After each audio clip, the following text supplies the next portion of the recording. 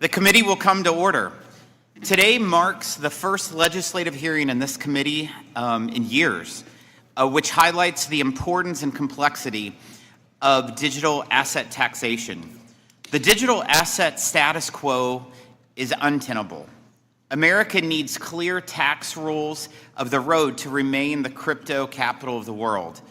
Recent data indicate that a quarter of Americans, or over 67 million people, own cryptocurrency. That's a dramatic increase from only 3% at the start of this decade. Nearly a quarter of cryptocurrency holders earn less than $75,000. And the average crypto holder is nearly as likely to work in construction, manufacturing, or food service as tech or finance. Crypto owners live in every community, urban, rural, and everywhere in between. Today, cryptocurrency has a market capitalization of over $2 trillion. That's a massive industry by any measure, and nearly all other industries of a similar size enjoy clear tax policies. The days of debating whether digital assets are a passing fad are gone. Continuing their current growth, digital assets will only become further integrated into the economy. Americans need simplicity and clarity to own, trade, and use digital assets with confidence. Digital asset businesses, many of which are homegrown American innovations, need consistent rules tailored to digital assets. Our committee's work has identified 3 key gaps in the current tax regime that make it harder for Americans to fully participate in the digital asset ecosystem. First, common digital asset transactions, like mining and staking, do not fit clearly into existing tax law. In other places, the tax code is silent as to the treatment of digital assets. The ambiguity creates an opening for taxpayers to exploit the law and avoid paying tax in some circumstances, and creates unfair tax burdens in others.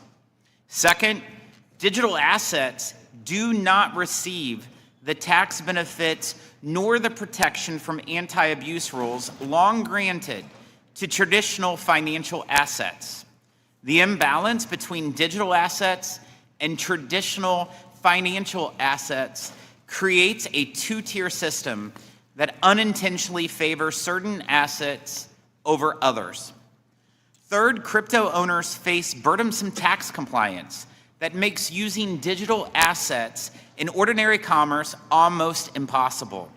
31% of crypto owners would like to buy a cup of coffee at the local shop. Yet, each $5 cup of coffee bought with a digital asset generates 2 new pieces of tax paperwork.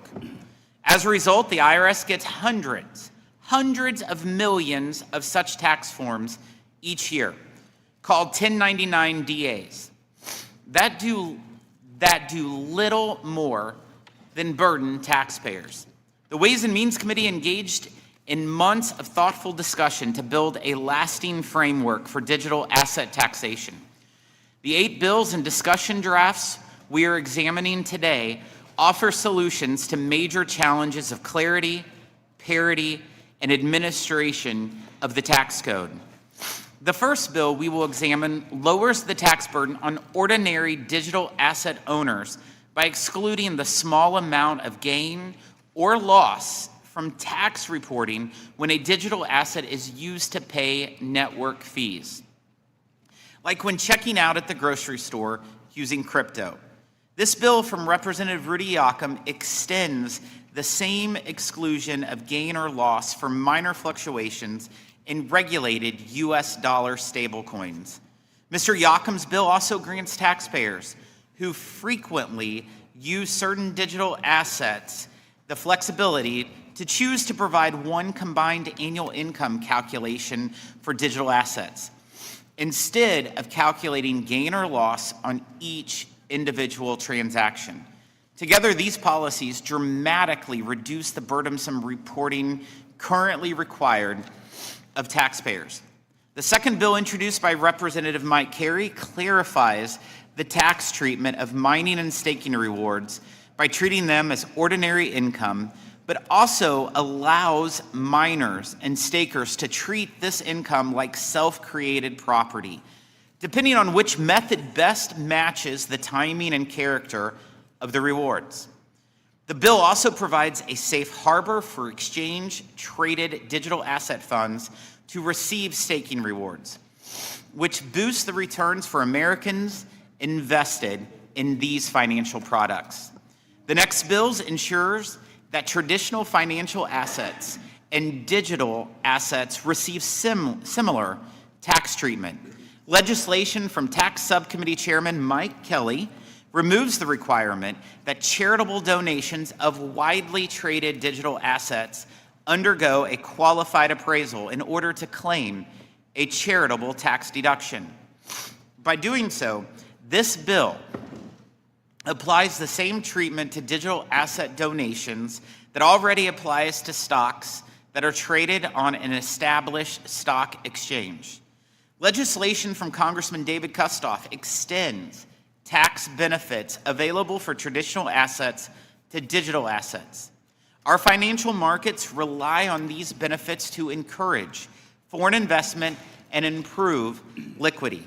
Under this bill, digital assets would be covered by the Securities Lending Safe Harbor, the Securities Trading Safe Harbor, and a special method of accounting for dealers and traders. Our hearing will also examine the application of long-standing anti-abuse rules to digital assets. These rules protect the integrity of tax filing and prevent bad actors from taking advantage of the tax code. Legislation from Representative Jody Arrington extends anti-abuse rules to digital assets so that the tax code treats investors in digital assets the same as other investors. The current landscape of vague laws paired with a high compliance burden make taxpayers fearful of correcting previous mistakes. Legislation offered by Representative Aaron Bean creates a limited one-time disclosure program for taxpayers to voluntarily come into compliance for past digital asset tax filings. This bill does not eliminate the interest on back due tax or the tax itself, but it does provide a simplified way to correct mistakes and reduces penalties for taxpayers who want a clean slate. We will also examine a discussion draft that ends a complicated scheme where taxpayers establish residency in a territory and then take advantage of complicated regulations to avoid paying capital gains tax on digital assets. Digital asset taxation does not have to turn into a partisan fight. I want to note the leadership of Congressman Miller and Congressman Horsford in showing digital asset taxation can be addressed in a bipartisan way. Representative Horsford has brought forth a discussion draft that looks at issues regarding mining and staking rewards and the charitable deduction. Other countries like Singapore and Switzerland have already implemented comprehensive tax regimes that offer clarity to digital asset owners. Congress must act now and enact clear tax rules to ensure America remains the global leader in digital assets. If Americans want to pay with a stablecoin instead of a credit card or cash, they should be able to without a pile of tax paperwork. If a hairdresser, a gig worker, or a small business owner wants to accept digital assets as payment, they should not be treated any worse from a tax perspective than payment in cash or credit. Our tax system should not be picking the winners and losers. That is why these bills focus on removing the tax advantages and disadvantages for Americans who use digital assets. I want to thank our expert witnesses for being here, and I look forward to our discussion today. I'm pleased to recognize the ranking member, Mr. Neal, for his opening statement. Thank you, Chairman, and thanks to our witnesses for being with us this afternoon. We are here to address the taxation of digital assets, which have taken quite a bit of the committee's time this year. In light of many of the struggles that are taking place for the American family, I hope that we will also be able to devote more time to the price of gas, groceries, energy, housing, and health care, which continue to soar, and we want to be involved in finding solutions to those problems as well. Notwithstanding that observation, I'm glad to see that the majority is holding this legislative hearing. We're wading into a novel topic with a degree of caution, which is an important consideration. If there is one thing that I can say that is bipartisan for sure, it's the need for more education on this topic of digital assets on both sides of the aisle. One of the most important questions that face all of us is the level of risk and who eventually will underwrite it. We have before us 6 bills and a discussion draft, and my initial observation is that there are some aspects of these bills that are quite sensible, providing clear rules of the road for taxpayers looking to comply with the law. Other provisions sought the common sense goal of alleviating burdensome paperwork requirements, especially in situations where it's highly unlikely that there would be any tax associated with those transactions. And indeed, there are provisions that would close loopholes that are specific to the digital asset industry, another goal that I think we all share. At the same time, it appears there are some provisions that deviate substantially from general tax principles, providing a distinct advantage that are beyond some other investments. We want to be careful about putting a thumb on the scale, and as we all know, it's much easier to put something into the tax code than it is to take it out. I hope that we will consider building the necessary buffer as it relates to the element of risk that I highlighted just a moment ago. Mr. Chairman, you've stated that the goal here is to have a strong bipartisan piece of legislation. I'm aligned with that goal eventually. There's healthy skepticism on both sides, as evidenced by the fact that there are still large numbers of Congress members who don't comprehend all of the questions that we are currently discussing. Let me also single out Stephen Horsford, who's been a leader on our side, and he's been quite engaged in these negotiations. This hearing's a good step. My suggestion is that we listen carefully to our witnesses and bring up many of the various concerns on all and both sides of the questions and across the aisle. There is only one way to truly develop a bipartisan product, and that is to hear what has to be said, but also understanding the role, as I have mentioned twice already, where risk might take us. Thank you, Chairman. Thank you, Ranking Member. I will now introduce our witnesses. Ms. Sarah Riley is Vice President and Senior Tax Counsel for Fidelity Investments. We have Mr. Lawrence Slotkin is Vice President of Tax for Coinbase. We have Mr. Jason Somansato is the Director of Policy for Coin Center, and Mike Kircher is Deputy Director for the Tax Law Center at NYU Law. Thank you, each and every one of you, for joining us today. Your written statements will be made part of the hearing record, and you each have 5 minutes to deliver remarks. Ms. Riley, you may begin when you're ready. Chairman Smith, Ranking Member Neal, and members of the committee, thank you for the opportunity to testify today on the need for digital asset tax legislation. My name is Sarah Riley, and I'm a Vice President and Senior Tax Counsel at Fidelity Investments based in Boston, Massachusetts. I'm an attorney in the corporate tax group focused exclusively on digital asset tax issues. Thank you to the committee for its leadership, diligence, and foresight in undertaking the complex task of crafting tax legislation to bring much-needed clarity and certainty to the digital asset ecosystem. I appreciate having had the opportunity to work directly with many members on the committee and their dedicated staff over the past year. Your time and focus on these issues has been extraordinary. And thank you for the opportunity to appear before you today and to share Fidelity's perspective on digital assets and the importance of implementing a modernized tax framework. If enacted, the proposed legislation would remove tax-related barriers to U.S. innovation and competitiveness in the digital asset space, allowing for blockchain technology to flourish in the United States. For over 80 years, Fidelity has been focused on helping our customers invest and build financial security. Today, we serve millions of investors across retirement, brokerage, and workplace benefits with $7 trillion in assets under management. Fidelity offers unique perspectives in the digital asset space.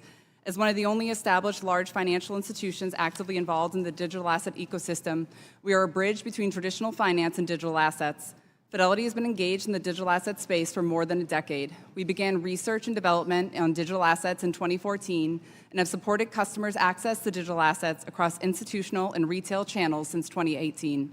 Fidelity now supports customers with respect to digital assets across custody, trading, retirement accounts, exchange-traded products, payment stablecoins, and blockchain research. That experience gives us a well-informed view of where existing tax rules map well to digital assets, where they do not, and where legislative clarification is needed.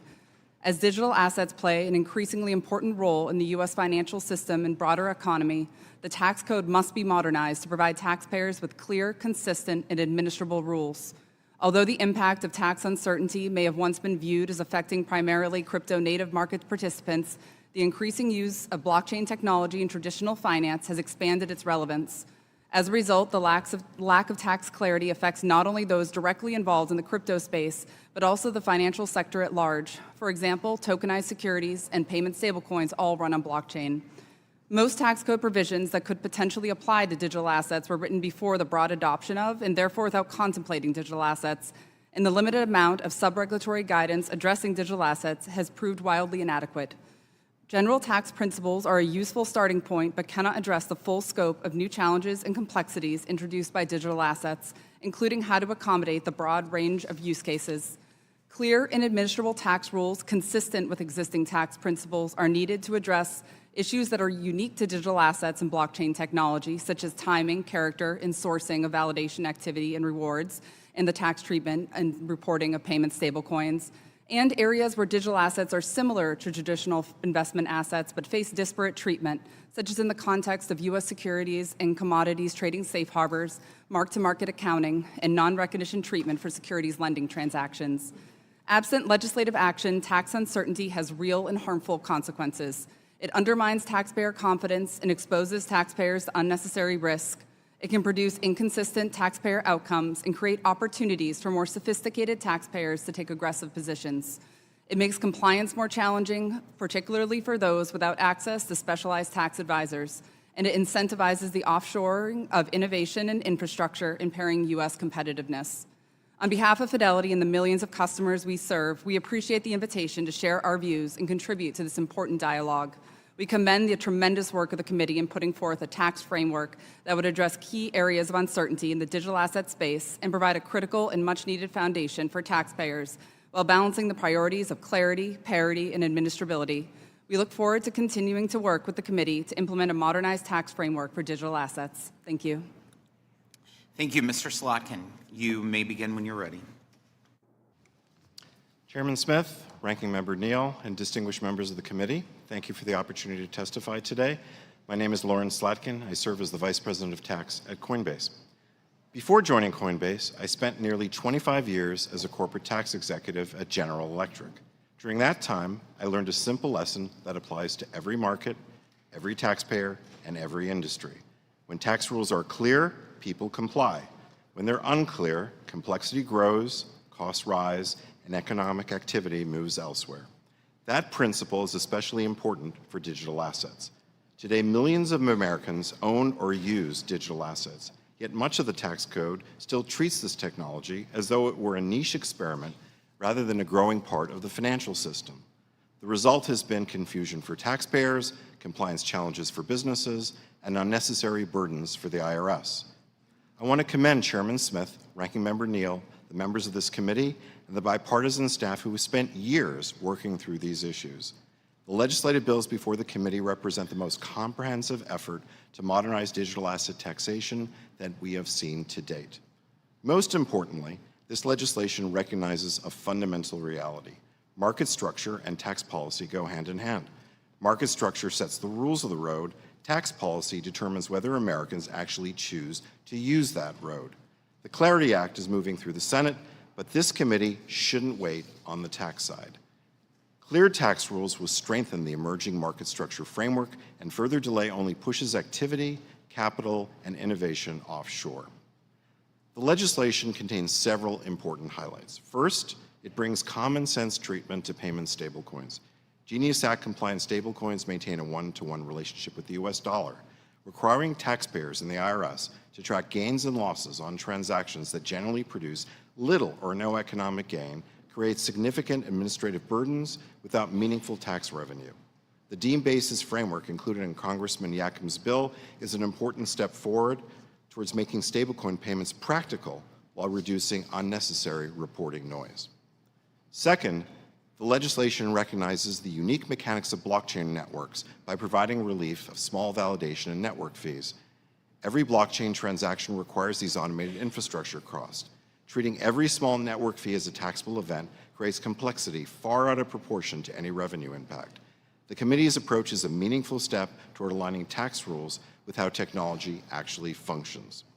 Third, Congressman Kerry's bill provides long-needed clarity for mining and staking rewards, helping ensure taxpayers are not forced into tax obligations before they've generated liquidity through an actual sale.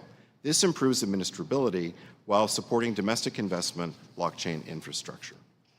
Finally, we appreciate the committee's discussion to pair taxpayer relief with market integrity measures, including wash sale and constructive sale rules, while providing a reasonable implementation period for brokers. While we strongly support the direction of the legislation, we believe several targeted improvements would strengthen the final product. First, Congress should go further by establishing a personal transaction de minimis exemption for all digital assets, including Bitcoin. Congressman Yakim's bill removes tax friction on network fees, but a consumer who uses Bitcoin to buy a pair of jeans still has to calculate and report a capital gain. That's not good tax policy.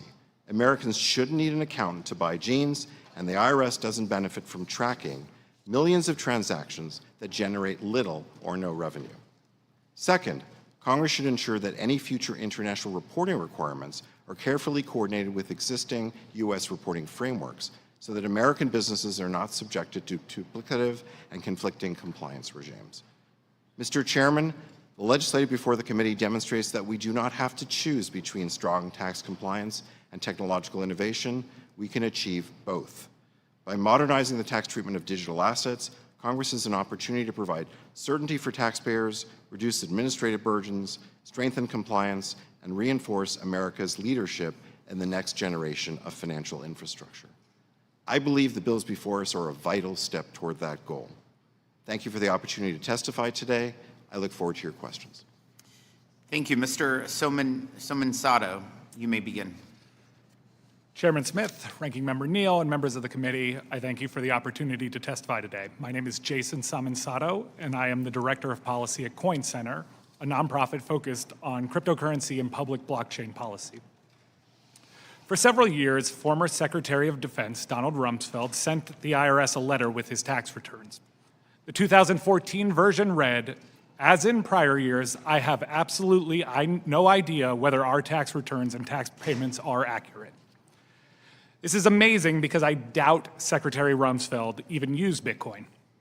Taxes are already complex. Crypto tax compliance is even harder, in part because our tax system assumes that most financial activity runs through intermediaries that can track, summarize, and report transactions for their customers. That assumption may work tolerably well when the people use banks, brokers, and payment processors. It breaks down when Americans use open cryptocurrency networks that were designed to allow users to transact directly with each other. That is the core problem before the committee. A tax system should collect what it is owed, but it should not require Americans to give up the freedom to use open networks simply to make tax compliance practical.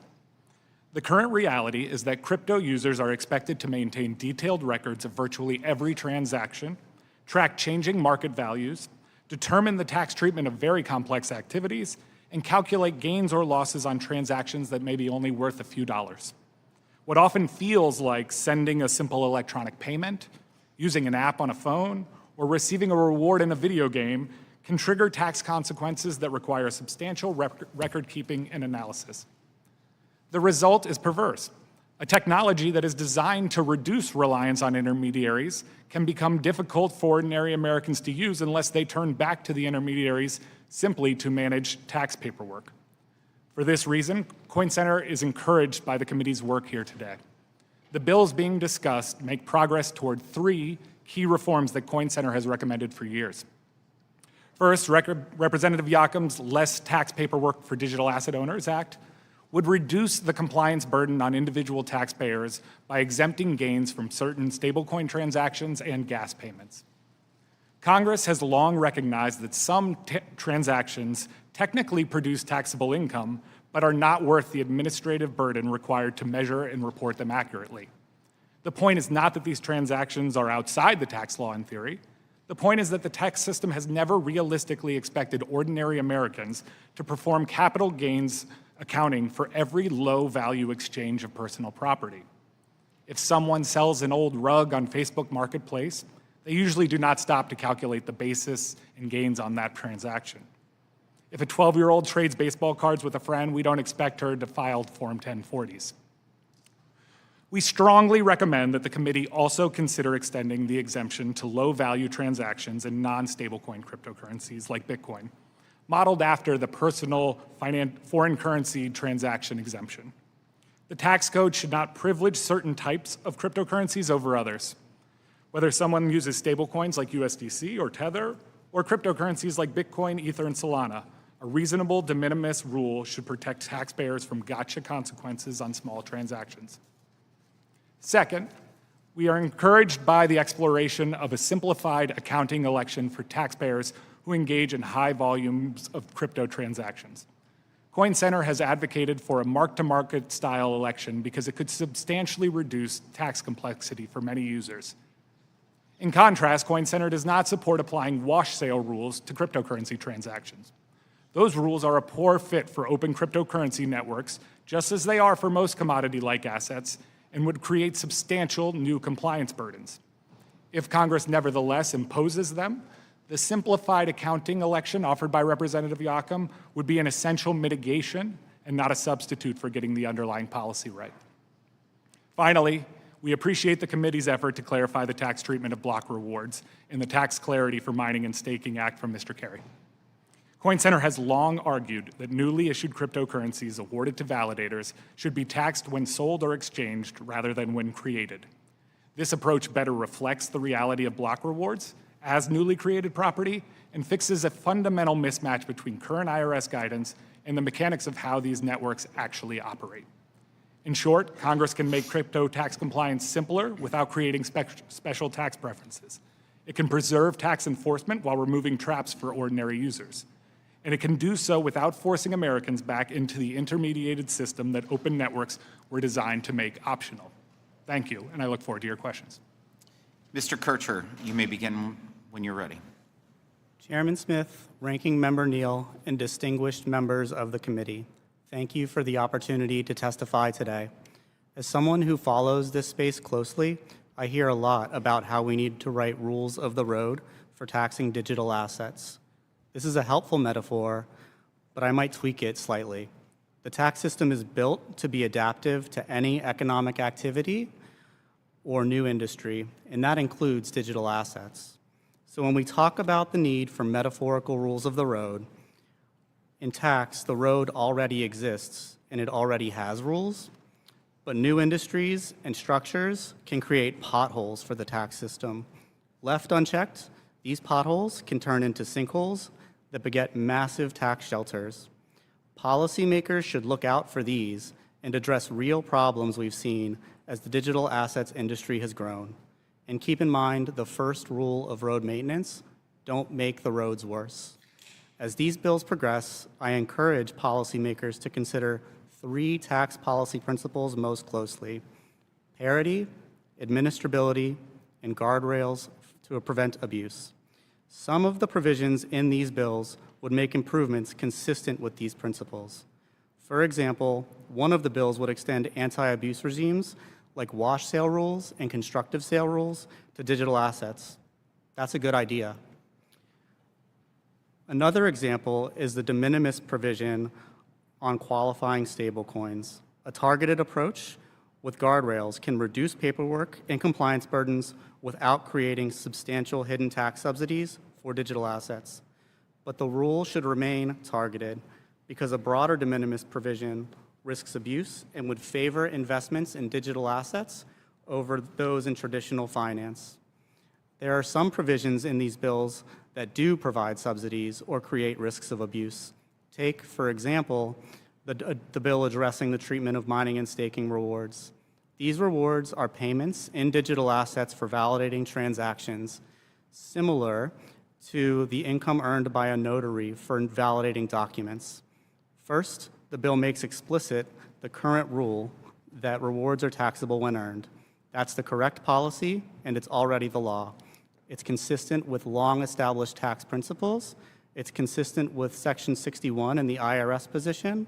It's consistent with how income from other similar activities are treated, and it's consistent with a correct tax court ruling from last week, which found that staking rewards are taxable on receipt, rejecting the taxpayer's arguments as moot, irrelevant, or without merit.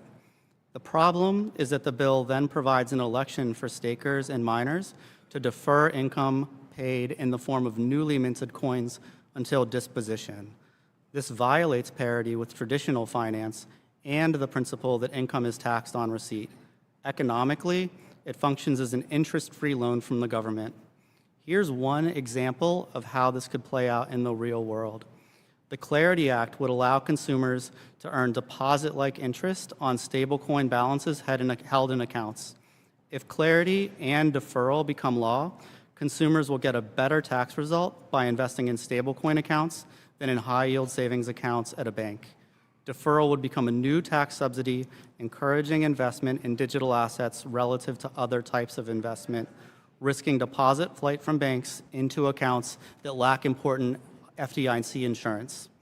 Deferring tax on mining and staking rewards isn't just a distortive subsidy, it could also undermine administrability. Deferral increases complexity for taxpayers and makes it harder for the IRS to do its job. The government will need to write new rules. Taxpayers will need to track and trace various aspects of transactions over many years. It would be simpler for everyone to tax the income upon receipt, consistent with normal tax principles. Deferral on mining and staking rewards also creates risks of abuse. Despite some thoughtful guardrails in the bill, it may be possible for taxpayers to permanently escape tax by earning rewards through certain business structures. This would convert an interest-free loan from the government into a loan that never has to be paid back. This is a better tax treatment than even what traditional retirement plans offer. Here's my final point. To date, industry has properly identified some of the potholes. The wash and constructive sale rules are good examples. But if you're out fixing potholes that others have flagged, it's worth fixing the other ones you see along the way. For example, the risk from non-compliance for digital assets operating on decentralized finance networks remains high. If we can't find a way to improve transparency and compliance for DeFi, it will remain difficult for honest taxpayers to pay what they owe. And DeFi will be a favored tool for tax evasion and illicit finance. Thank you for the opportunity to testify, and I look forward to your questions. Thank you. We'll now proceed to the question and answer session. Many participants in the digital asset market are not large financial institutions or wealthy entrepreneurs holding digital assets for sophisticated investment purposes. They are everyday Americans. Digital assets can provide a low-fee alternative for Americans to access payment systems, savings, and investments without high fees, credit checks, or deposit minimums. Digital assets can also provide instant payment for small business owners at a fraction of the cost of traditional checks or wire transfers or even traditional credit card fees. The Coinbase Institute has data that suggests 1 in 5 American adults own crypto, and 70% of owners make less than $100,000 per year. Mr. Slotkin, when it comes to tax policy, this committee has prioritized everyday working Americans. How do the reforms that we are considering benefit working families, and what are some of the key challenges that they face that these bills address? Thank you, Mr. Smith, for the question. There are a number of provisions in the legislation, I think, that benefit small taxpayers and small businesses. You mentioned stablecoins. Stablecoins are innovative, they're a transformative method of payment, and they have the ability to essentially create much more efficiency for the entire payment structure. So a small merchant, for example, can use them much more effectively than existing systems. So I think stablecoins are a good example of that. We have de minimis rules that are in the proposed legislation. The de minimis rules take away a lot of the clutter, we heard a lot about record keeping, about the need for that, and I think that alone solves a lot of problems. We have an alternative mechanism for calculating gain or loss, which benefits small taxpayers for small persons who can use that for their businesses, so that essentially cryptocurrency is accessible for just about everyone. So I think the great aspect about the legislation itself is it has a number of provisions that simplify, reduce clutter, and promote the use of cryptocurrency for the efficiencies that I think they were intended. Thank you. Financial markets need clear rules of the road. To make it easier for Americans to access digital assets, we must provide greater tax clarity for those who make these networks run. This includes individuals who engage in mining or staking to validate the blockchain and are rewarded for that work with newly minted digital assets. Certainty is also important to ensure America remains the global digital asset leader and encourage foreign participation in our domestic markets. Mr. Somansato, how confusing is the current tax treatment of mining and staking rewards for the individual taxpayers involved? And how will addressing issues like timing and sourcing of income derived from mining and staking enhance the ability of the U.S. to remain the crypto capital of the world? I think in my written testimony, I cited to a survey that related to the confusion that users of Kraken, one of the large exchanges in this environment, face when dealing with taxes, and it was something along the lines of like 89% of individuals reported some level of confusion, and a large portion of that was related to how to manage something like a staking reward. So I think fundamentally you have a very large subset of the population that is interacting with these technologies that have expressed this frustration and this confusion. And I think the bill as proposed does a really important job of not just clarifying how that's going to be treated for them, but recognizing that that treatment aligns with what an individual who is using this technology probably assumes when they are performing a validation technique. Just for a little context, a user who might be a solo staker on the network, meaning they just want to participate in the validation process to support the ability for everybody to transact peer-to-peer, is essentially just interacting with their computer in the same way that a lot of us would interact with an app on our phone, as I mentioned in my opening statement. And for them, the idea that newly generated tokens that are coming from no one, there is no one that is paying them, there is no compensator that is on the other side, should be taxed right at the moment that they receive them is kind of contrary to what you would imagine in similar circumstances. Take, for example, an athlete who signs an autograph to a piece of, like a book that they're writing. Well, they don't assume that the moment that they put their autograph to that, even if it is more valuable out on the market, that they now owe taxes on that, right? The creation of that value is done by the staker, and recognizing that with the legislation in the way that it does is very important.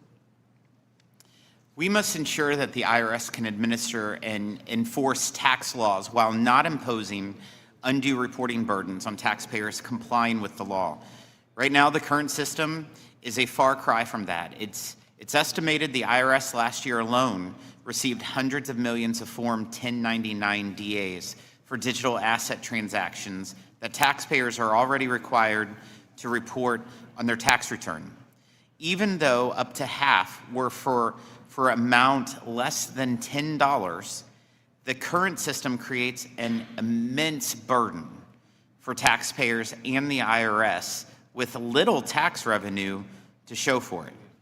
Ms. Riley, how does this flood of tax filings and paperwork impact not just brokers or IRS personnel, but those participating in the digital asset market? And how do these bills' provisions on gas fees, stablecoins, and simplified accounting methods for taxpayers help address that burden? Thank you for the question, Chairman Smith. I think one thing I'd like to focus on is that just beyond your general crypto transactions, as blockchain technology proliferates, you have an increasing amount of even just general financial activity happening on blockchain as an alternative to the traditional rails of finance. So transfers of tokenized securities, transfers of stablecoin, they all trigger these microtransactions of transaction fees, which results in voluminous tax reporting to taxpayers that may not even fully comprehend why they are getting tax reporting for, they're imagining, oh, I'm transferring a tokenized security, but I'm also getting this microtransaction with minimal gain or loss as well. So it adds a level of complexity and challenges on the administrative side. In the proposed bill, the exemption for transaction fees under $10 eliminates a lot of the noise and the friction that occurs in this space with very little impact to tax revenues, especially with the preservation of the unrecognized gain that goes into tracking. Thank you. Digital assets do not necessarily fit into existing rules and regulations. In some parts of the tax code, standard definitions simply do not apply, while in other parts, the application of the law to digital assets is unclear or confusing. For the sake of simplicity for taxpayers, we should be looking at how to bring digital assets underneath the umbrella of existing tax law. Mr. Kircher, how would you look to using existing rules governing traditional financial assets, and how do the policies we are considering today on like charitable giving or access to U.S. markets for foreigners help individuals and entities find balance between digital assets and similar financial assets? I think that's a great question, and thank you, Chairman Smith, for it.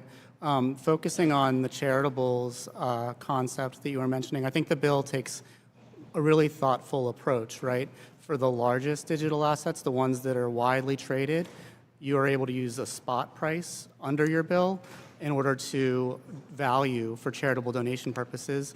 That's way simpler than the current rule where you actually have to get an appraisal.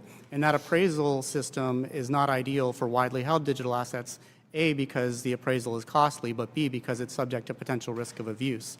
As you know as well as anybody, valuation issues in charitable space have become quite a problem in other spaces, including syndicated conservation easements. And so I think the amendment that was issued last night takes an additional step to further use the market for price discovery, requiring the sale of the assets rather than relying on appraisals that are both burdensome and getting to the wrong, or risk getting to the wrong answer. Thank you, sir. I now recognize the ranking member for any questions. Thank you, Chairman. I'm pleased that you noted the fact that there are ambiguities that we would like to use our panelists to help clear up.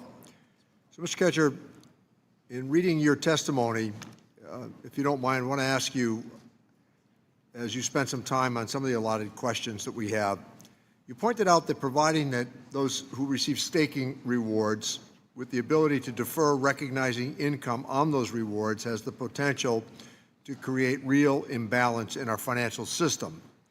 Can you explain in more detail on how this tax advantage could potentially encourage people to move their money out of traditional banks and into cryptocurrency, consistent with the discussion we've had here clearly about establishing rules of the road?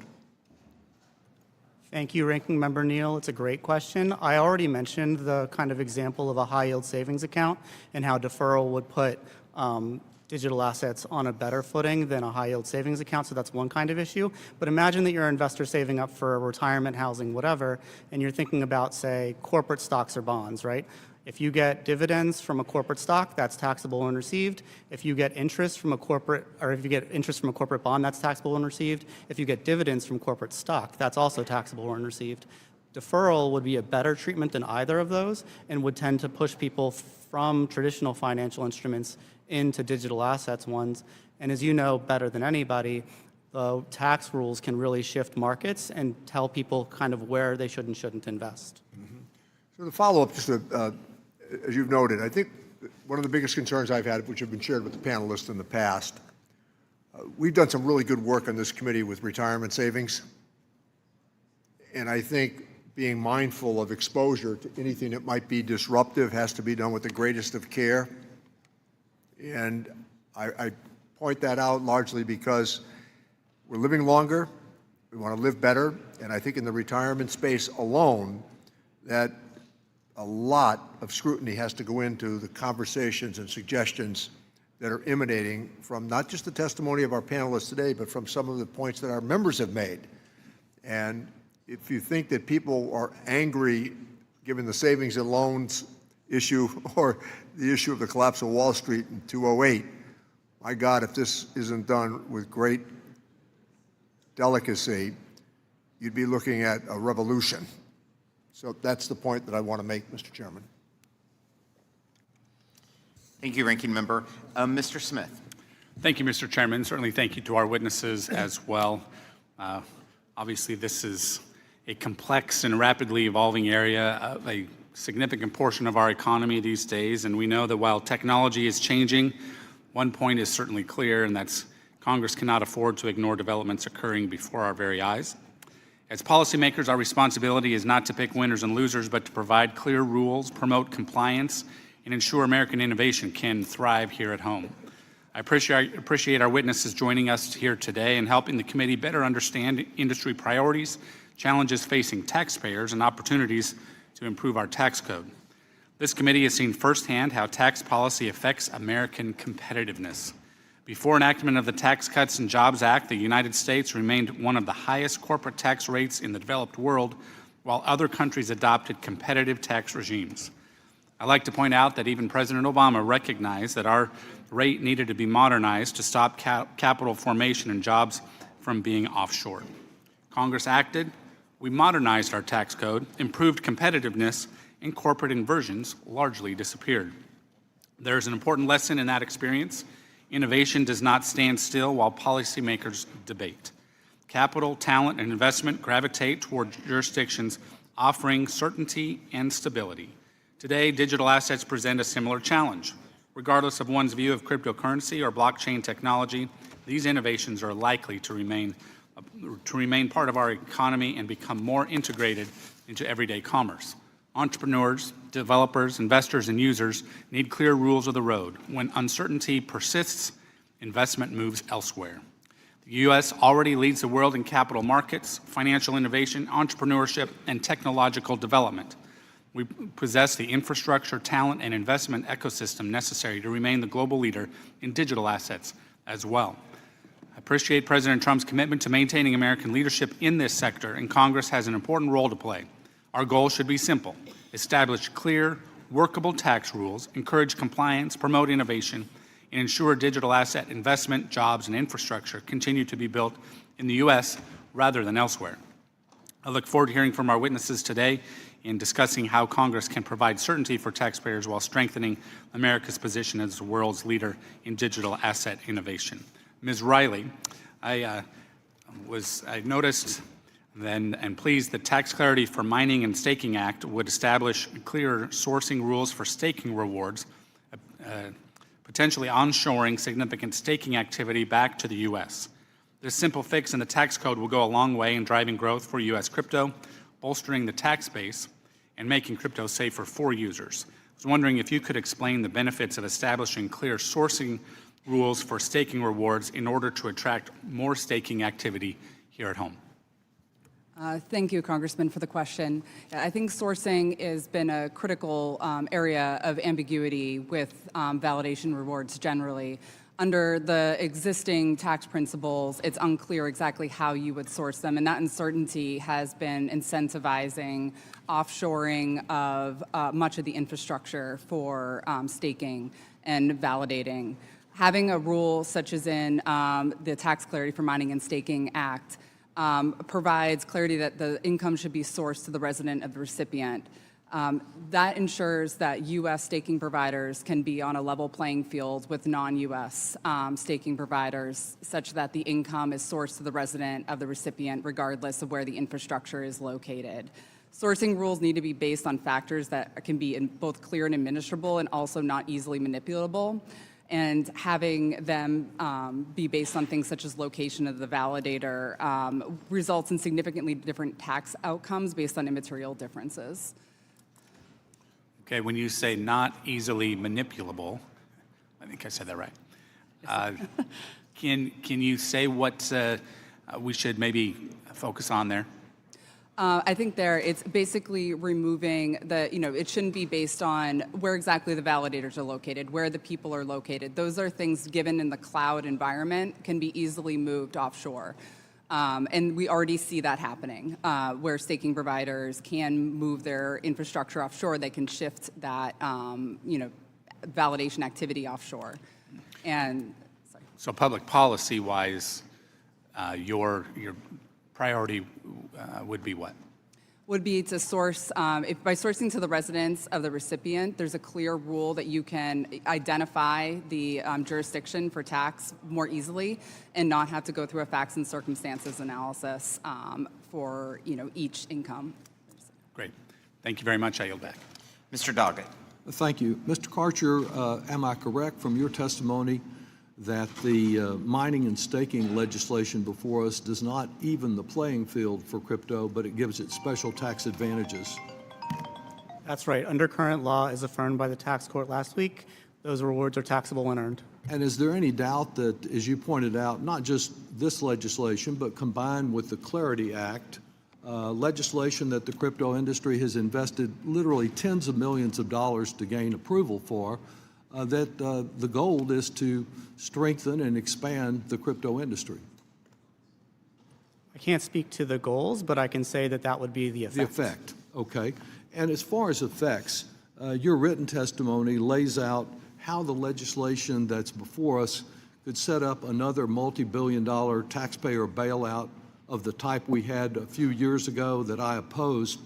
Would you just walk us through how crypto could become kryptonite for our economy?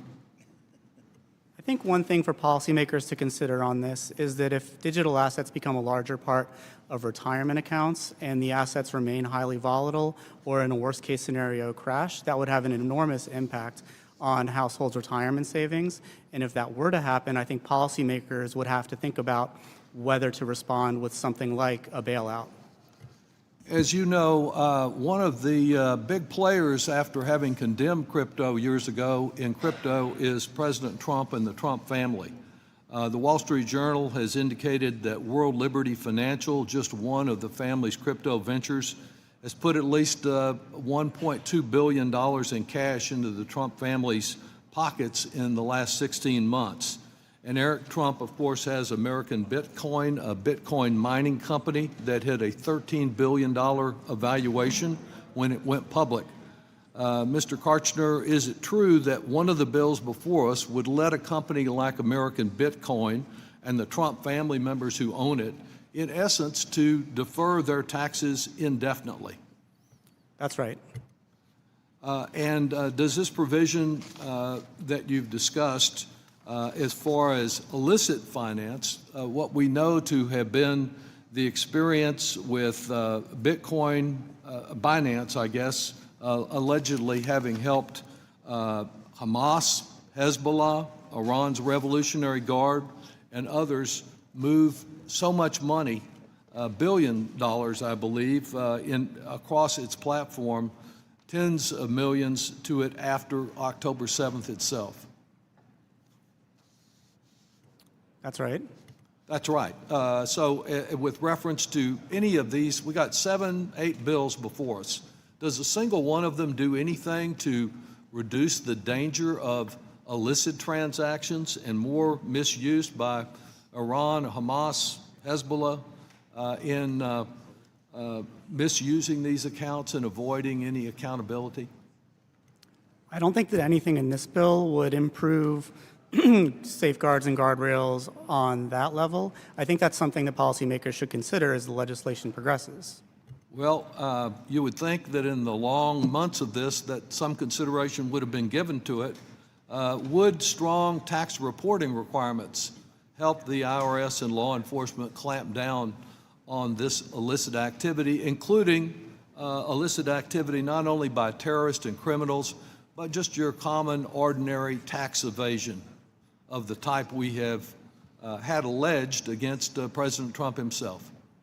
Yeah, tax reporting and collection can absolutely reduce the risks of tax evasion or illicit activities, and I think that there's more to be done here. And can that be accomplished in a fairly straightforward way so as not to encumber any of those who believe in crypto? There's certainly precedent for it in traditional finance. We already have rules that do just that. I think that you would need to think about whether they fit the decentralized finance framework, but I don't think it's fatal. I think it's workable. You just need to figure it out in a slightly different way. Thank you very much for your testimony. I yield back. Thank you, Mr. Kelly. Thank you, Chairman, and thanks our panel for being here today. I don't think there's anything more confusing than what we're trying to transfer into how the currency works. From the day people started trading livestock for something else, and we got on and on and on, and now we've gone through this currency thing. One of my questions is, or the piece that I have, is an amendment to the 1986 code, 40 years ago, when it comes to charitable giving, and the exemption for people on charitable giving when they use this type of currency to trade it. So. And I'll be the first one to tell you, I have been mystified now for quite some time as to the creation of this, the birth of this whole idea. We have a new currency to deal with. But the question is always going to come from the government is how do we tax it? How do we figure this out? How do we get it taxed? Mr. Zlotkin, can I ask you, from the perspective of charities and donors, does the current appraisal requirement, on top of the current appraisal requirement, create a meaningful barrier to charitable giving? And would the framework proposed by the committee help address that challenge? And before you answer that, when we did the original Tax Cuts and Jobs Act, I can remember one of our members coming in and talking and saying, you know what, we've got to be careful what we're talking about when it comes to this charitable, because I got a lot of people who I represent are questioning the fact, why should they continue to make charitable donations if there's going to be a tax inference to that? And the answer was, that really shouldn't bother people. If they really want to give to a charity, it shouldn't matter. And they said, really? Watch the numbers go down and then tell me it doesn't have an effect. So if you could, Mr. Slott, because I think this is a very confusing thing, if you can bring some light to it, what can we do? What would the framework proposed by the committee do to help challenge that? I mean, we have to figure out what we're going to do with it and how we're going to tax it or not tax it or what we're going to do. Thank you for the question, Congressman. I think the bill, first of all, I think one of the things we've argued very strenuously is for parity with the rest of financial services, that this industry is $2 trillion. And we need rules of the road. We need some clarity associated with that. One of the aspects of that happens to be charitable giving and charitable donations. Right now, if an asset is publicly traded with great frequency on a public exchange like Coinbase, and you can get market data instantly from your phone, you still need an appraisal to give that to charity. That is an inherent impediment to charitable giving. If you have to go in and hire someone to do something that you can just essentially establish on your phone. So one of the great advantages of the bill, actually, is that it introduces parity with publicly traded stocks and widely traded digital assets. Widely traded digital assets, as defined, which include lots of safeguards and protections, so that they only apply to assets that have price discovery on public exchanges, rules against self-dealing. All those things are dealt with, and they provide a rule of clarity that you don't need to go and get an appraisal for that. So I think, to your point, it greatly enhances and facilitates the ability to make charitable donations. Yeah, I agree with you on that. I think if we make it more complicated for people to be charitable, we're missing the whole point of being in America. So I appreciate you all being here today. This is as we transition and go into this, some people understand this very clearly.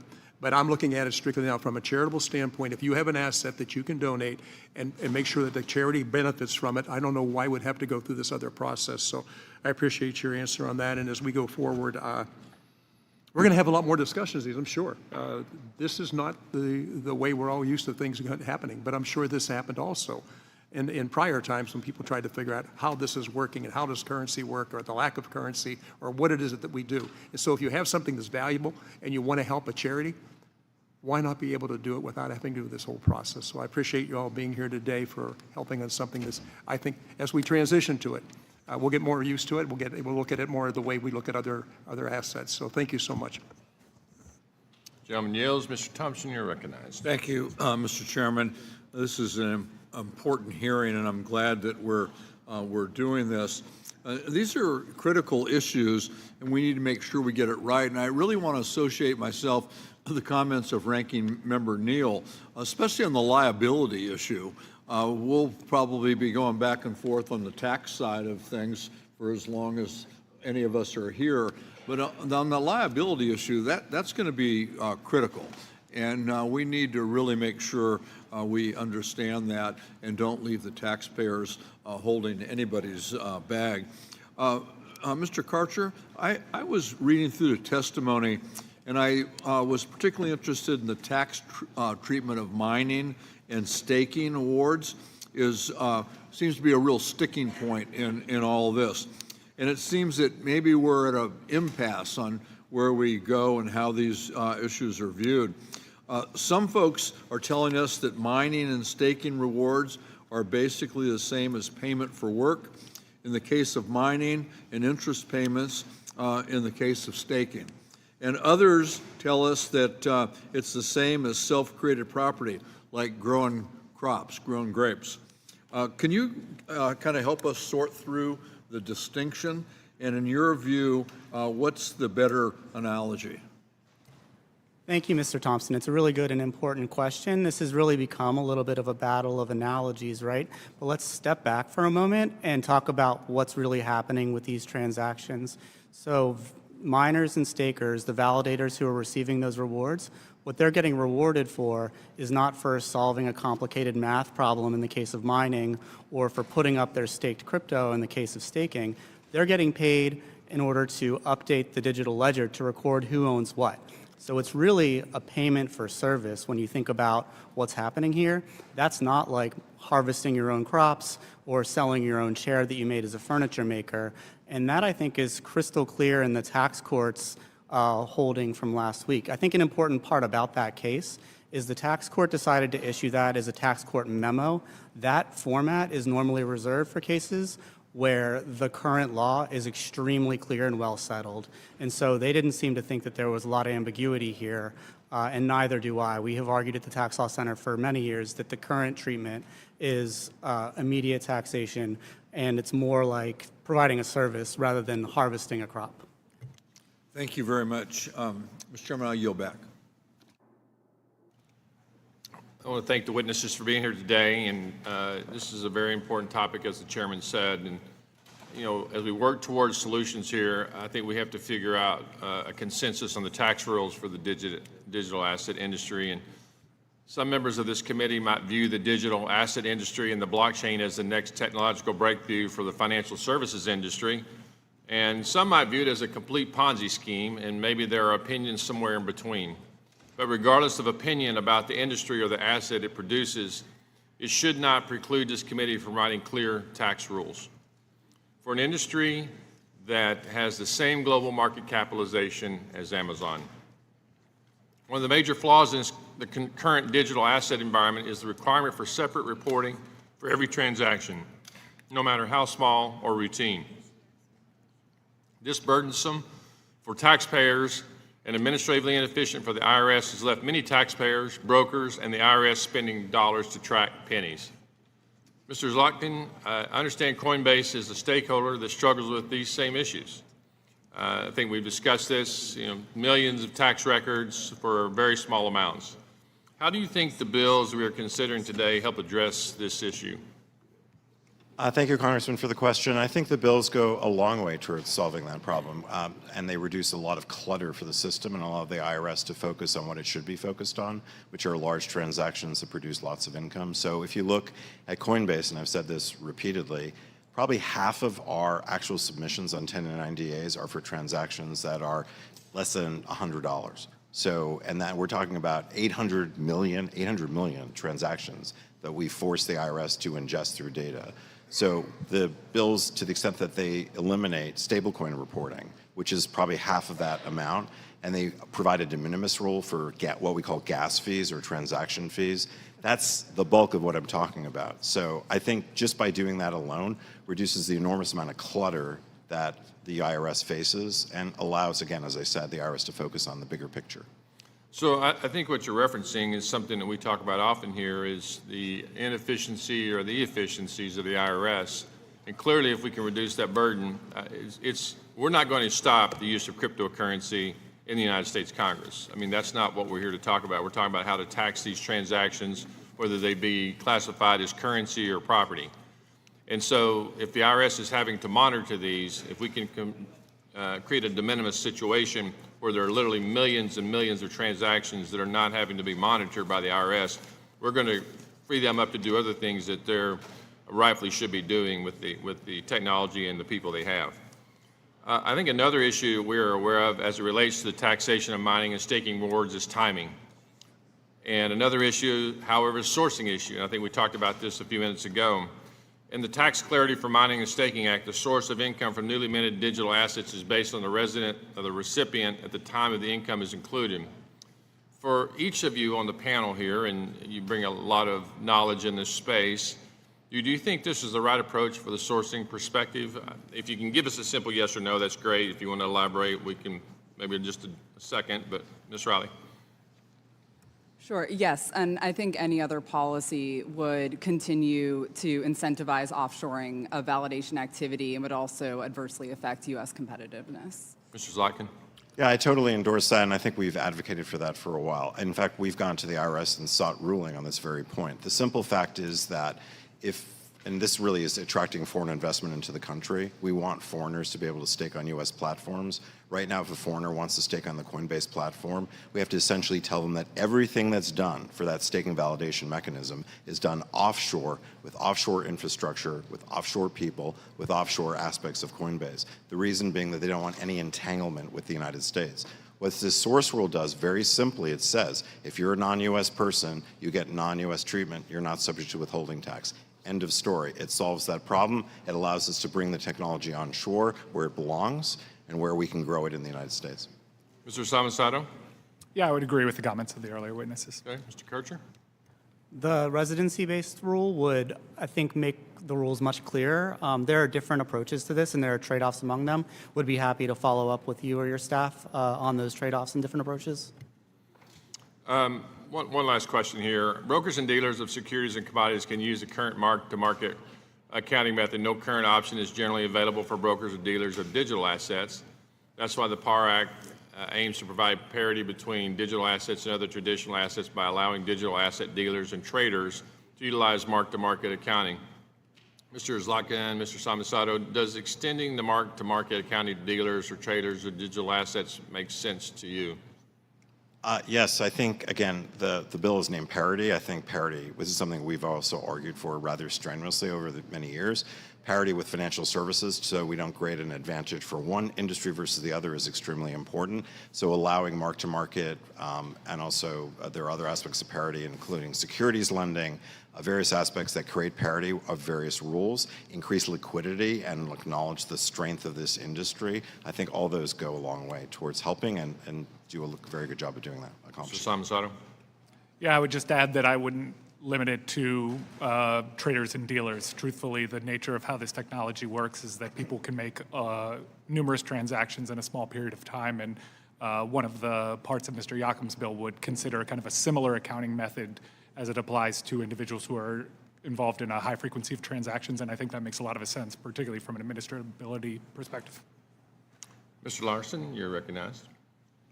Thank you, Mr. Chairman. I want to commend everyone for their testimony and also for the bringing up this extraordinary concept. I don't know how many Americans are, totally comfortable with this, but what I like to start is it's impressive to read what all of you had to say is, how comfortable do you feel with Congress making a decision? I'm happy to jump in there. Yeah. I was just I think in the alternative, the question is, what does the alternative look like right now? And as individuals— Well, if you're at Augie and Ray's, what does the alternative look like? I can tell you from personal experience and from anecdotal experience with lots of people who participate in these networks, it's pretty nightmarish. It's pretty what? Nightmarish. Okay. You can engage with these networks in a variety of ways. We often talk about the ability to make payments in a peer-to-peer manner, but there's also the possibility to post social media posts that require paying a small amount of transactions. There's video games that are associated with digital assets.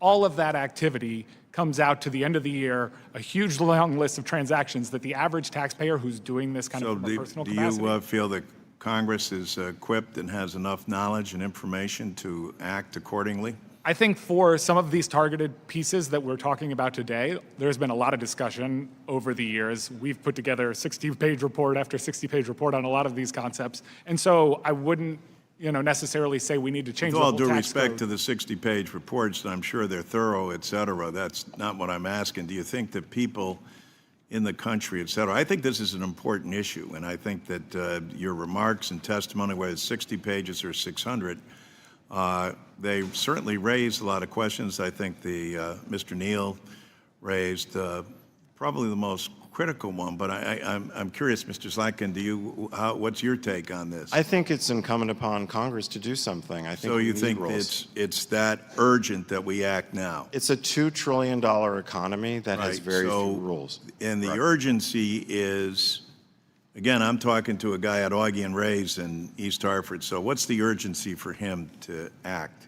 The fact that he may not know the rules of how to report income, he may not know the rules. So a guy who's trying to make ends meet in this economy, et cetera, he feels that sense of urgency about this, and that if Congress doesn't act to say, well, protect his Social Security as opposed to this, you think that that's more urgent? I don't think it's a choice between Social Security and tax policy. What's it a choice between? I think tax policy is extremely, and this technology complex. Also serves the underserved, like people who are not banked, who can actually therefore not pay enormously big I guess the point I'm getting fee. at is trying to convince the public, as is going to be the case in trying to convince Congress about the urgency and what are the underlying safeguards, et cetera. And all of you, I think, are very bright and capable. Ms. Riley, what about yourself?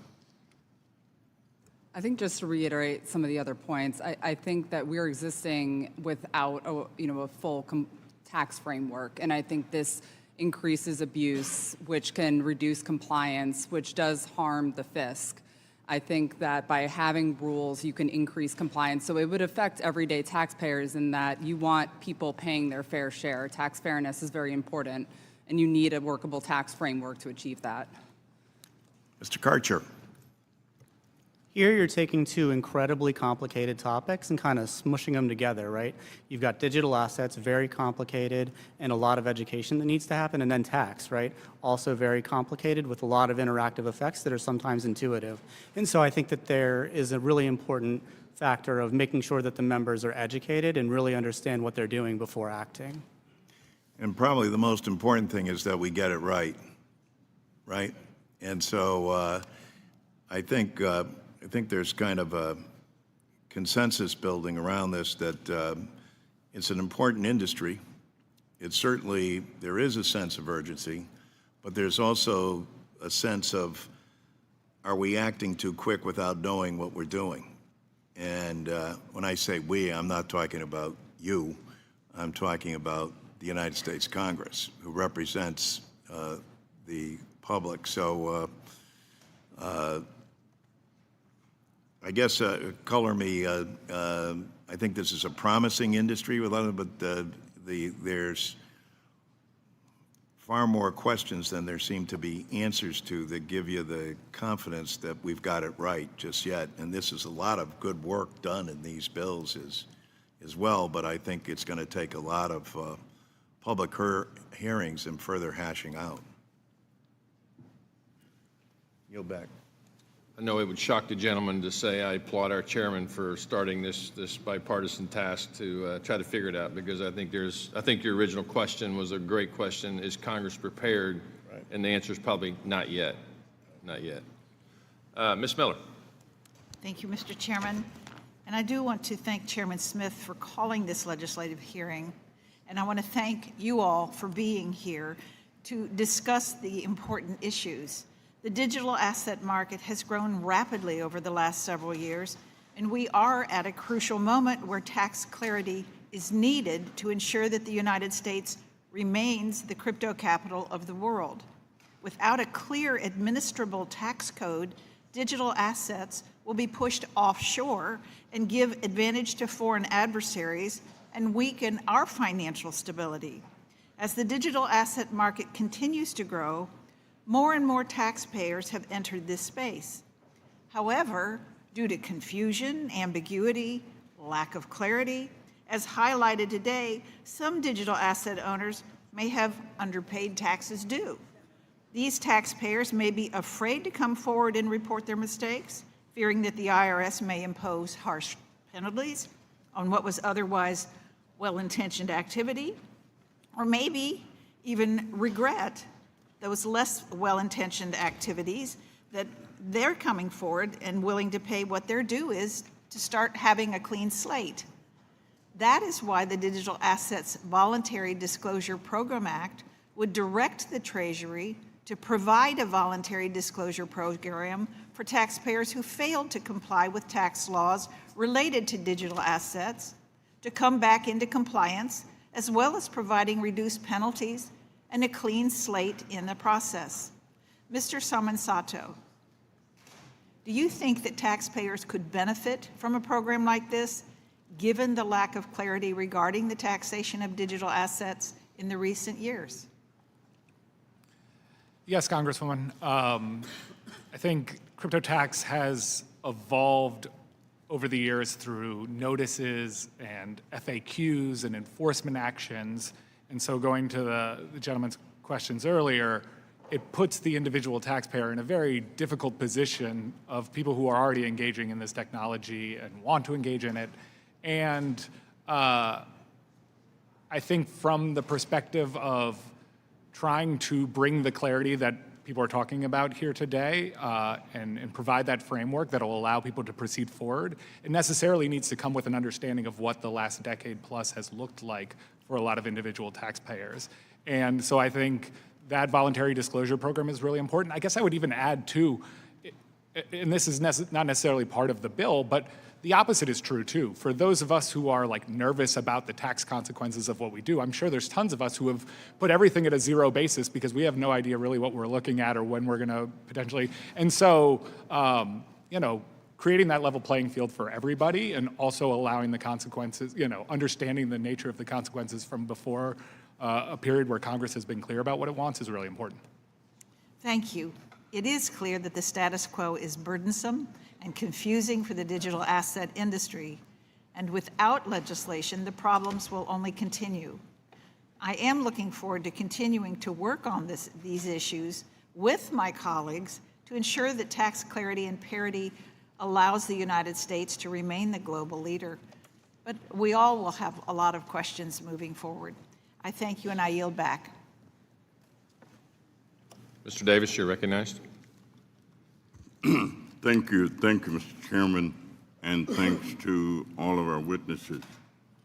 Mr. Cantrell, welcome back to Ways and Means. As my constituents are struggling under the Trump-inflicted crushing cost of higher rent, health care, food, gas, and goods, I question the appropriateness of gifting hundreds of billions of dollars in costly tax breaks to industry firms and wealthy crypto holders. As the president creates a $1.8 billion trust fund to give to January 6 rioters, and now is trying to take over all federal grants to gift his friends and wealthy buddies billions more in taxpayer dollars, I'm frankly shocked that our committee is once again seeking to gift billions in tax cuts for the wealthy. I understand the need to create meaningful rules of the road that create parity among similar assets. But in my estimation, the bills before us today fail to help working families while giving billions in tax breaks and loopholes without the necessary guardrails to prevent abuse, all the while privileging digital assets over other types of assets. So, Mr. Ketcher, could you talk about the most important guardrails for digital assets in this tax space? That is, guardrails to protect consumers, prevent abuse, and promote parity among similar or other kinds of assets. Thank you, Mr. Davis. I would probably focus on three things. The first is don't create unintended subsidies that will push people away from traditional financial investments into digital assets. You really do want true parity. I think the second thing I would say is you should extend anti-abuse frameworks from traditional finance onto digital assets as appropriate. You see that in some of these bills with the wash sale and constructive sale rules. And then the last thing I would say is I think there's worth study on the digital asset or crypto tax gap. A lot of crypto is now subject to information reporting that is really helping taxpayers in the IRS more easily find the right answer. There's simplification that can be done, but in general, the structure works. There's a huge slug of digital assets that still do not have any transparency or reporting. The problem with that is that without any kind of reporting, based on prior research in other spaces, you should probably expect less than half the tax paid or less than half the tax owed to be paid. So you should expect compliance below 50% or right around there without something in this space. So I think that's really important. Let me ask, do we see a great deal of risk for the average consumer, the average working family? What does this really mean for them? I think your average consumer or family still even today, despite the growth of the industry, doesn't have investments in this area and so aren't really directly affected. There certainly are families who do. The industry has grown quite a bit. Regardless of whether you're invested in this space or not, though, if there are subsidies that get built into this law, including deferral, that is something that all taxpayers have to pay for, right? Deferral isn't free. We have to borrow today to pay for any deferred taxes owed tomorrow. And so I think that's something really important. You might be somebody who's not even in this industry, but if deferral or something like that is an improper subsidy would happen, there's a question of who pays for that. And I think it can be consumers and families. Is there much likelihood that any of their assets might get entangled and they end up losing? If you encourage through subsidies the investment in digital assets and the economy or in that part of the industry goes poorly, absolutely there are risks there. Thank you. Now you're back, Mr. Chairman. Thank you, Mr. Schweikert. Thank you, Mr. Chairman. I apologize for my tardiness. We were down the hall actually arguing over water. Can you imagine that being from Arizona? My question is actually, one of the bills here is actually trying to sort of have a discussion on de minimis. You know, what would actually make it in parity to traditional finance? Do any of you actually feel you have a level of expertise or comfort to walk through a quick discussion on the de minimis language we have? Raise your hand. Let me know. All right. Discuss it with me. So if I have my network fees and those things within this, I'd had de minimis bills in the past, agreed they might have been hyper simple. What would you do? Are we going the right direction? I think you're definitely going in the right direction. I think the areas of stablecoins and gas payments that have already been identified are important areas where a de minimis exemption would work. I think understanding the purpose of a de minimis exemption is really important. It's not a means to say, hey, we're going to ease the tax compliance requirements on you. I think an important concept that somebody else told me is the tax regime needs to meet the taxpayer where they are at. And right now you have many people making very small transactions involving cryptocurrency. And the over-criminalization of that activity, if you don't pay it right, creates an environment in which everybody is a tax cheat. And Yeah, so, and you also have the problem of just even if it wasn't about that, just compliance costs becomes. that's exactly right. And so taking from the concept of like a foreign currency transaction, it wasn't that we wanted to say, hey, we're incentivizing people to go buy euros and then buy a croissant when they go to France on their trip. It is a recognition that when people traded into euros and then went on vacation and bought something, we could not expect them to do that capital gains estimation and pay those taxes, and then that they weren't going to. And I think that is why we think at least that the de minimis exemption should go further to cover some of these assets like Bitcoin, where there is a very real economy for using it in small payments. So you make the distinction between stable Bitcoin and the network fee? Correct. Okay, anyone else have an opinion on this? Yes, sir. I strongly endorse that. I also would say, so if you look at one spectrum, stable coins are right now subject to tax. They're treated as digital assets. Disposition, use of them is impeded by virtue of that. There's no gain or loss associated with that. A substantial amount of reporting, both by consumers, by retail users, and by us as a broker, have to be reported that way, as though those are taxable transactions. When you do that, you prevent the potential growth of stablecoins as an enormously powerful payment instrument that essentially provides average consumers a much more effective means with fewer costs, including fewer costs for the less advantaged to be able to, who don't have access to the banking system. So you have that. A lot of our industry is based on gas fees, network fees. They're less than $10 or often less than $1. Those also have to be reported.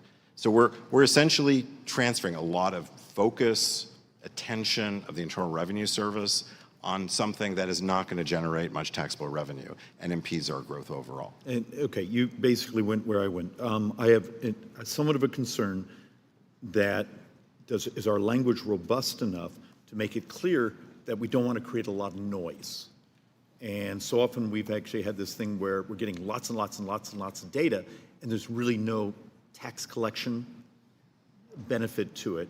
And in many ways, if there's bad acts, it gets lost in that much noise.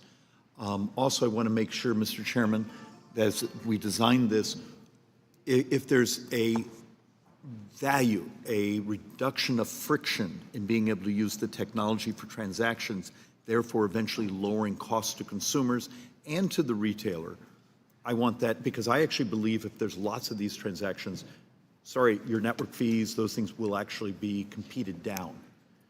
And so that's just why I've always had a little fixation here on what we call de minimis, is if it doesn't bring us tax dollars, let's make it as efficient as possible, and there's some ways to design leakage and anti-fraud protection. And with that, I'll yield back, Mr. Chairman. Thank you. Ms. Sanchez. Thank you, Mr. Chairman. I appreciate the opportunity for all of us to talk about crafting a new tax treatment for digital assets. And while there are some provision in these bills that I think makes sense, I do want to express my concern about one proposal, which is the unlimited deferral for newly minted digital assets. As everyone here knows, these assets are becoming more popular in the U.S. economy, with nearly 1 in 8 Americans holding some form of digital tokens. But we have a unique opportunity here to create a new tax treatment for a new type of asset, and I really don't want to do that with inequities that are built in. As we've seen time and time again, wealthy taxpayers can use loopholes to enrich themselves. To that end, I would like to see some of these bills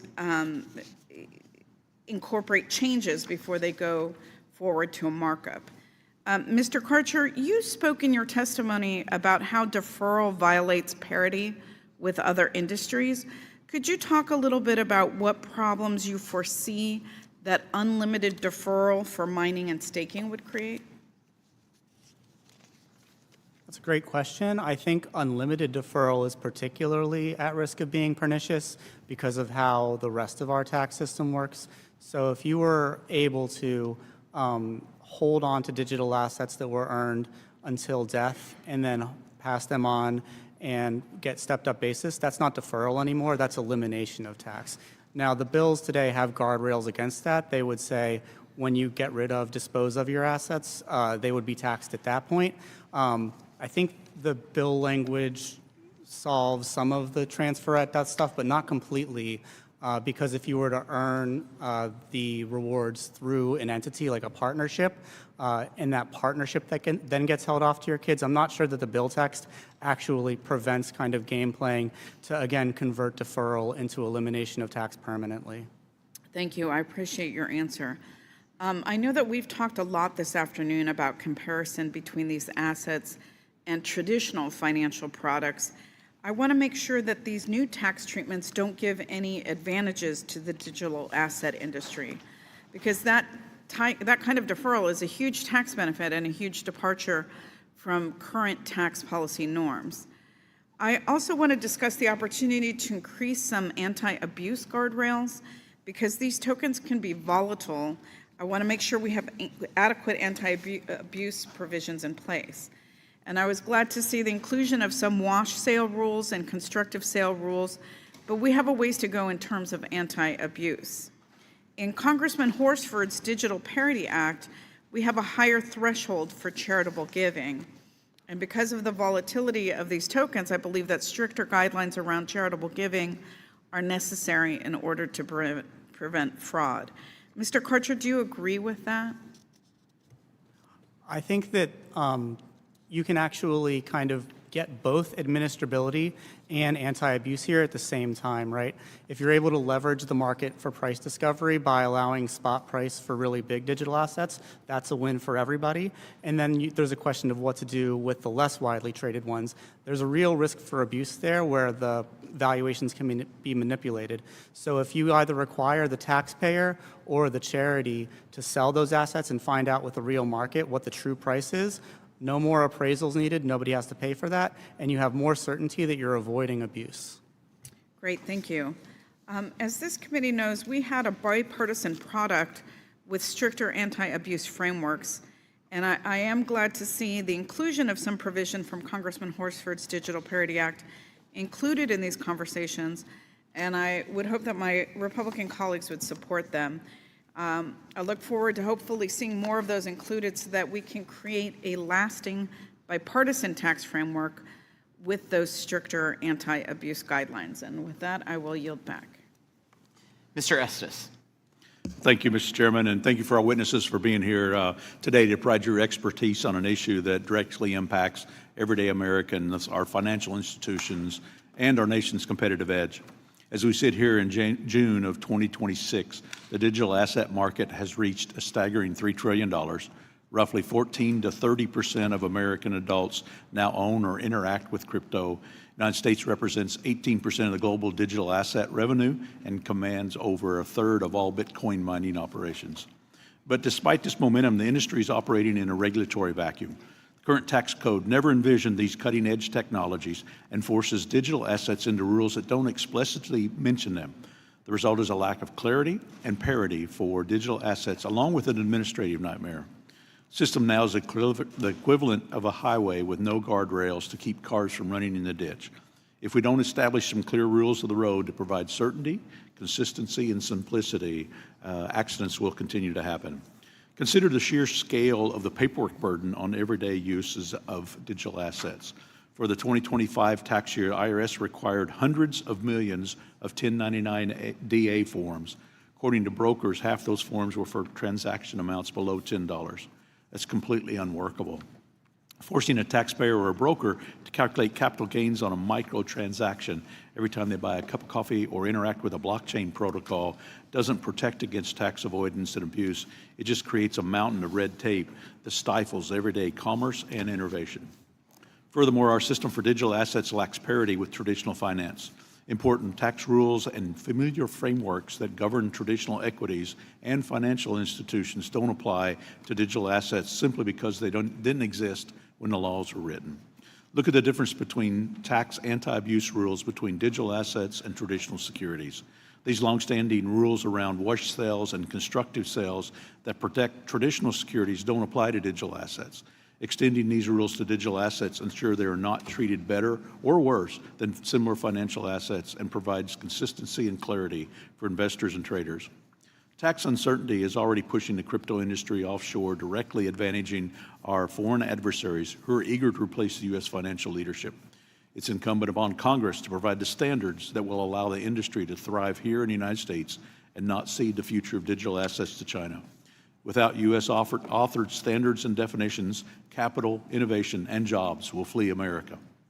We must streamline the tax code to ease the burden on everyday Americans, brokers, and the IRS alike when dealing with digital assets. Our legislation needs to establish crucial guidelines that will allow innovation while protecting investors and taxpayers.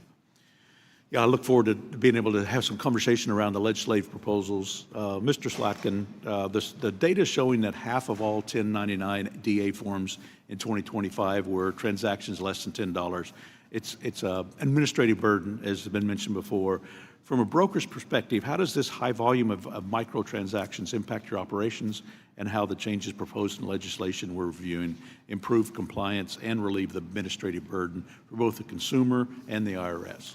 Thank you for the question, Mr. Estes. I think it imposes enormous administrative burdens in terms of creating systems, data, things that we have to do essentially to report both to our customers, educate our customers, and then file that information with the Internal Revenue Service. We should not be focused on hundreds of millions of transactions that are, let's say, $10 or less. I don't think even the average taxpayer understands why we would have to do that. Their presumption is that those transactions should not be, are just not within the tax net at all. So I think the legislation goes a long way to solving that problem. It solves it for stable coins, which don't even generate gain or loss. It solves it for de minimis transactions. We could probably expand it further, but as a starting point, this is an enormous benefit overall. I also want to reiterate something you said, but I think has gone unstated here. We are not here for a subsidy. Okay, I just want to make it clear that I did not come here to Washington to ask for a subsidy for our industry. And I really object to the terminology being used here as though we're asking for a subsidy. We're asking for clarity, rules of the road, so that our customers know how to report transactions. Yep. We want administrability, clarity, and so that's what really we're asking for. All right, thank you. You know, the amendment to H.R. 9175 is premised on the notion that the draft left open the opportunity for significant abuse. However, the JCT score shows that the amendment would only net $6 million over 10 years compared to the base text of the bill, proving a very slow potential for abuse. Mr. Kersher, your remarks mentioned additional guardrails like studies on additional market cap thresholds or annual trading volume would it be necessary. But doesn't comparing the score on the amendment from JCT show that the potential abuse is minimal? I'm not an economist, so I don't know what's behind that JCT score, but I know that historically when you look at what's happened in the charitable space with respect to appraisals, there's a significant amount of risk in the system if you don't have good guardrails, and this is again one where you can get to a much more administrable and cheaper answer for taxpayers by leveraging market transactions rather than appraisals. Thank you. I yield back, Mr. Chairman. Thank you, Mr. Chairman. I want to thank all of our witnesses. Mr. Karcher, as the ranking member of the Oversight Subcommittee, I am really concerned on how the IRS will administer any proposed changes to the tax treatment because of crypto. Given the fact that the IRS has lost substantial staff and leadership capacity, what should the IRS be doing to demonstrate that they will be capable of implementing any of these changes? And does Congress need to consider providing more resources to the IRS if any crypto package passes into law? The IRS has been significantly defunded, and that's a real problem from implementing any new law or legislation or new systems required, including the changes to reporting that would make life simpler for users and for the IRS. So I think there's a bipartisan history of, in bipartisan bills, adding IRS funding for implementation, and that seems like something that could be worth further study and could be appropriate. Yes. You know, the tax treatment of mining and staking has rightfully received a lot of attention today. In your testimony, you highlighted parity concerns about deferring tax on mining and staking. However, you also highlighted that the administrative challenges and increased complexity of having to track those transactions over multiple years is a problem. Can you elaborate further on why deferring tax on staking would administratively be challenging, and does this increase the potential for abuse? I think there are two elements here that create complications. One is that folks who receive rewards will have to bifurcate the reward, so they'll get a slug of newly minted tokens, but they'll also potentially get fees, and you have to distinguish between those two and treat them differently. And then, because you don't tax the rewards until disposition under the bills, that could be very many years. That could be 40 years for somebody who's 30, 40 years old right now and engaging in these transactions. Yeah. One of the reasons why I think a lot of us were particularly concerned about this indefinite period of deferral and how that can be abused. I'd like to ask you, Ms. Riley, you've talked a lot about the various complex issues that crypto bring up, and you suggest proposed legislation. Can you talk a little bit about how we can best deal with the potential fraud and abuse that can happen with indefinite deferral periods? I think the important thing is when crafting any rules around indefinite deferrals, making sure that there aren't loopholes or opportunities to perpetually or indefinitely defer. Like, I know we're saying indefinite, but there should be limits on the ability to transfer or do anything under any of the other non-recognition provisions of the code. Yeah. One of the provisions that Mr. Horspit's bill is to do a 5-year window. And your thoughts about whether or not that, I guess the year could be extended, but the point is, indefinite doesn't seem like it seems to me a non-starter. But can you talk a little bit about whether or not you think the 5-year window would be appropriate? Sure. I think one helpful analogy to look at when you look at the election, for instance, is it's similar to the rules that govern 83B elections, but the reverse. I think one factor, although there are many similarities between 83B election scenarios and this, is typically when you have a person that is deciding not to make an 83B election, there is some vesting window for those transactions in the agreement. Here, we don't have similar facts, so I understand, the deferral window is trying to provide some equivacy there. So I can understand kind of that position. Yeah. Mr. Karcher, I wanted to also, in your testimony, you talked about the crypto asset reporting framework. Can you elaborate on why this framework is an important part of any package for crypto, and why that framework would provide the kind of clarity and oversight, provide us with tools for anti-tax erosion, and how we in Congress can help to push for a review at OMB so that we can implement such a framework? Absolutely. These are extremely mobile assets, right? And so it's hard to know where reporting is going in some cases. CARF would try to address that by creating global standards, and they would really help both on tax evasion but also on anti-money laundering, anti-terrorist financing, and other kinds of safeguards that aren't necessarily tax, but also potentially for tax. They've been sitting at OIRA for many months now. Yep. I'm not sure what the holdup is, but normally they deal with those within 45 days. So some oversight could be appropriate. Yeah, before I yield back, I'd like to just again reiterate with what Ms. Sanchez said, that I think that there's some room for bipartisan support on crypto, and I look forward to this committee allowing for such bipartisanship to occur. Thanks. Thank you. I now recognize myself for 5 minutes, and I do want to thank Chairman Smith for convening the hearing. I want to thank all of you for appearing, not only for your oral statements, but for your very thorough written statements. Ms. Wiley, if I could with you, and I did review your statement along with the other witnesses, under current law, digital assets are often not clearly eligible for long-standing tax benefits that are available to traditional financial assets. We've talked about that in the hearing, and you all have talked about that, including the safe harbor in Section 864 of the Code and the securities lending safe harbor in Section 1058. Yesterday, I did introduce a bill that Chairman Smith referenced. The title of it is the Providing Analogous Rules for Digital Assets Act, the PAR Act. The bill number is H.R. 9176. What the bill is intended to do would be to extend the existing safe harbors to digital assets so that foreign persons can invest in the United States markets without being treated as engaged in U.S. trade or business, and taxpayers can lend assets without triggering a taxable event analogous to current treatment for securities.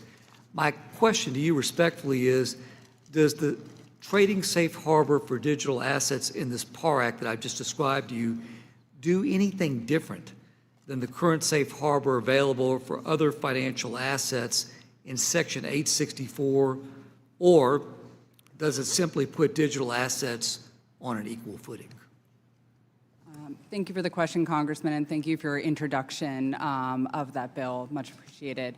The Trading Safe Harbor in the PAR Act merely extends the same safe harbor currently available to securities and commodities to digital assets. And this really puts U.S. Digital asset brokers, asset managers, and custodians and similar on a level playing field with non-U.S. competitors. And the tax policy reasons for those trading safe harbors in the securities and commodities context should apply with full force in the digital assets context as well. Thank you. If I could, and Mr. Zachlin, if I can with you, perhaps, Congress would create a digital asset under the PAR Act, lending safe harbor that's intended to closely track Section 1058 framework for securities lending so that a qualifying loan of digital assets is not treated as a taxable sale. If we can look at it at lending, can you walk us through how this Section 1058 style safe harbor digital asset loan would operate in practice or in practicality and how it would benefit? Thank you, Congressman, and thank you for introducing the PAR Act. Section 1058 is a very critical feature of the crypto economy. It allows participants to lend digital assets without risk that will essentially be a taxable transaction. It's a core aspect of our financial services industry with securities lending. One of the first projects I worked on when I started at Coinbase was to try and obtain a ruling from the Internal Revenue Service that existing law applied to digital assets. We were unsuccessful in doing that, but essentially it creates liquidity and it provides the parity that you just described. What it does is it allows me to lend a digital asset to you, and that loan is not a taxable transaction. It's restored to me with a fee, for the borrower pays a fee for that, and I enjoy the same benefits that I had before I loaned it. So it essentially just acknowledges the aspect that it's a non-taxable transaction and puts you at a level playing field with the rest of the securities industry. It's today, despite the absence of law, again calling for clarity, hundreds of billions of lending of this type occurs today at great risk to those taxpayers who don't enjoy the benefit of the provision that you introduced. Thank you very much. Thank you to all the witnesses. I'll yield back my time and at this time recognize Ms. Chu. Mr. Karcher, I think the Tax Clarity for Mining and Staking Act contains one of the most consequential and controversial provisions our committee is currently considering, and that is that taxpayers who receive mining or staking rewards could elect to defer taxation on those rewards until they dispose of the underlying digital assets. And there is not in this proposal any maximum deferral period allowing miners or stakers to defer their rewards indefinitely if they choose. Now, supporters of this provision argue that mining and staking rewards are more comparable to an asset or to inventory and therefore should not be taxed until they are sold.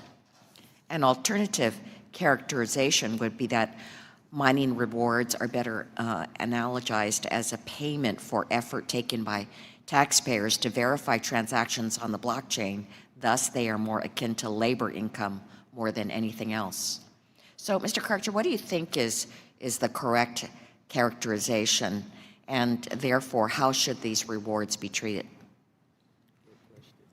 I think really what the compensation or the rewards are for is for validating and updating the ledger and who owns what. And that looks a lot like a service, just like a notary when they're stamping a document, just like an accountant or somebody else who's keeping a ledger. And so it feels like a service. And I think that's completely consistent with the IRS's position. It's consistent with current Code Section 61. It's also consistent with the tax court case from last week that made the point emphatically clear that under current law, those rewards are taxable when earned. And therefore, what would your recommendation be as far as a period of time for taxation? As a pure tax policy matter, I think that deferral is inappropriate. I can imagine various reasons why this industry would need potentially or want potentially some short-term deferral to deal with liquidity. I know that the Digital Parity Act has thought a lot about that. If you were to do a short-term deferral, I would encourage it to be quite short, as low as a year. But I can understand the idea that it's hard to have a cash tax payment without having ever converted the money to cash. So, yep. And one rationale is that the industry portrays miners as small entrepreneurs, but there are only 3 companies that control the majority of crypto mining for Bitcoin. Given this market domination, what compliance concerns do you have regarding this kind of indefinite deferral for large-scale, sophisticated Bitcoin mining companies? I think a lot of the tools that have been used for tax avoidance over the many years would continue to be able to be exploited in an indefinite deferral situation. There was obviously an amendment that would potentially limit deferral to 4 to 5 years. That would create less opportunities for abuse. If you're allowed to hold until disposition, then you're going to see a lot more ability to use tax structures to not just defer the income, but to eliminate it from income entirely forever. Thank you for that. And Mr. Karcher, I wanted to follow up. I know in your testimony you talked about the charitable deduction for digital assets, and the act that is before us would allow digital asset donations to qualify for an exemption from the independent appraisal requirement if the asset has a market capitalization of more than $500 million. In your testimony, you suggested that Congress should consider a higher market threshold. Why would a higher threshold be more appropriate? And what concerns do you have with the $500 million threshold as proposed in this bill? The real risk that you're worried about here is if players have so much of the part of the relevant digital asset that they're able to move the price themselves. Obviously, when you're donating to charity, you would like the value to be high. So if you can take some market action to increase the price temporarily before donating it, that could help you generate uneconomic charitable deductions. And that's what you're trying to, I think, manage. 500 million could be the right number, but I just think that it's worth further study to make sure that you land in the right place. Some of the pressure on that is relieved if the amendment that requires the sale of the digital assets were to be also adopted, because then you're still leveraging the market for price discovery without having the appraisal issues. And I know you thought that there should be further study on certain issues. What would be the highest priority study? Right now, I think that the digital assets tax gap is going to be pretty low for the ones that are traded on custodial accounts and really high for those that are not, and I think that's worth a lot of study. Thank you. I yield back. I'd like to inform the members that votes have been called on the House floor. I intend to call a recess following Ms. Tenney's 5 minutes of questioning and to call the committee back to order immediately following the vote series. This time, recognize Ms. Tenney. Thank you, Mr. Chairman, and thank you to the witnesses for appearing today on this important topic. It's obviously digital assets are no longer a niche corner of the financial system. More than 1 in 5 Americans, we've heard 1 in 8, 1 in 5, but most Americans, it seems, or many Americans now own cryptocurrency, and the total market capitalization of digital assets is, we're estimating, at over $2 trillion. This is a major first step to establish tax certainty and rules of the road for this growing asset class. And as a member of this committee, I know I always think of 4 things: the tax law, rules of the road, and this is a little bit more of an esoteric subject for most of us, but simplicity, transparency, stability, and neutrality, I think, are what we're going to be looking at. I think, Ms. Riley, you mentioned those in some of your testimony. But one of the things I hear from my constituents, not just in New York 24, but all over New York State, is they want to participate somehow in the digital economy. They want to do it safely through familiar vehicles and something they can understand. The same type of exchange-traded products that we know and that we already use for stocks and bonds. But right now, one of the quiet barriers is the uncertainty that is around whether a grant or trust or a structure most crypto ETFs are under can stake held assets without jeopardizing its tax classification. I just heard my colleague on the other side of the aisle mention this. So, Ms. Riley, I loved having you meet with me. It was one of the most informative meetings I had to learn about this this interesting new frontier we're on. I want to follow up on what you talked about in my office, and it's Fidelity has been on the front lines of bringing digital asset projects to everyday investors, people I just described. Can you explain what the current tax uncertainty around the grantor trust staking has meant in practice and how we can fix that? Or let's make it less uncertain. Thank you, Congresswoman, and yes, I very much appreciated your time. The revenue procedure that came out of Treasury last fall was really instrumental in giving some interim guidance in this area and remove some of that ambiguity. But even though that's a very helpful safe harbor, only legislation can provide a durable and consistent policy for retail investors. And in the retail space, it's very important that the rules aren't changed, for products that they're holding in their brokerage account. And a revenue procedure can be changed fairly easily in the future. And so having that policy codified is really important to provide that certainty to those retail investors going forward. So we've been talking a lot about the Tax Clarity for Mining and Staking Act recently that codifies recent IRS guidance allowing, you just mentioned, the grantor trusts to receive staking rewards without losing their tax classification. Does that provision resolve the ambiguity you just described, and how will this translate into yield growth for ordinary Americans? And much like what Ms. Chu raised, is there a concern that we should have with that? The language in the proposed bill does not only codify the safe harbor that Treasury, but it also removes a suboptimal distribution requirement and also provides some flexibility for managing the liquidity to meet redemptions, which is very important for any exchange-traded product. When you purchase one, you expect that you should be able to redeem that whenever you want and not when they have the assets available to meet those requirements. And one thing just to reiterate with the grantor trusts, these basically allow investors to have the same result as if they directly own the asset without having to have a digital asset wallet. They can hold it in their brokerage account, and it's subject to a number of regulations on the security side too, and provides them some safety on that end as well. So let's stay on the retail investor theme. So let me ask you, for many Americans holding after the ETF holding digital assets, how about through their IRA? How is that affected? And this is a question I want to ask, is how is that going to happen on the same level with the IRA? The question of... I mean, does it protect their tax exposure with an IRA?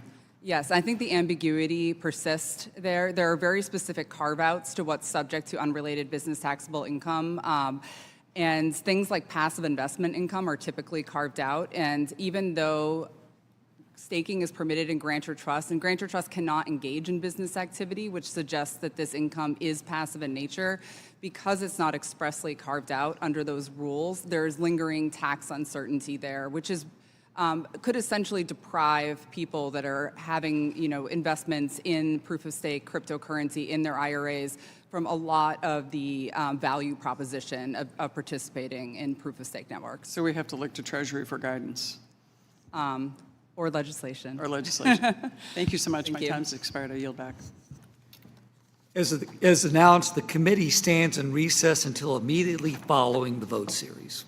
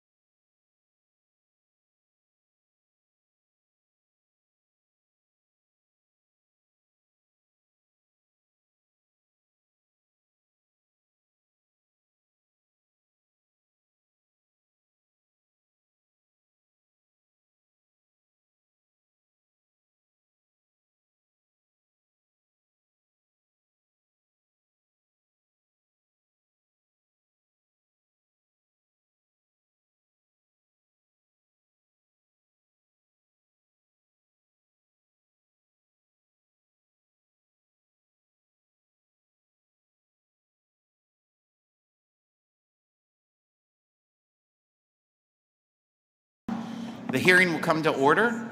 Recognize Mr. Moore for 5 minutes. Thank you, Chairman. Thank you to our witnesses. This is an incredibly important conversation for us to be having that needs clarity, needs an ability for us to suss out this, and so your expertise has been very helpful today.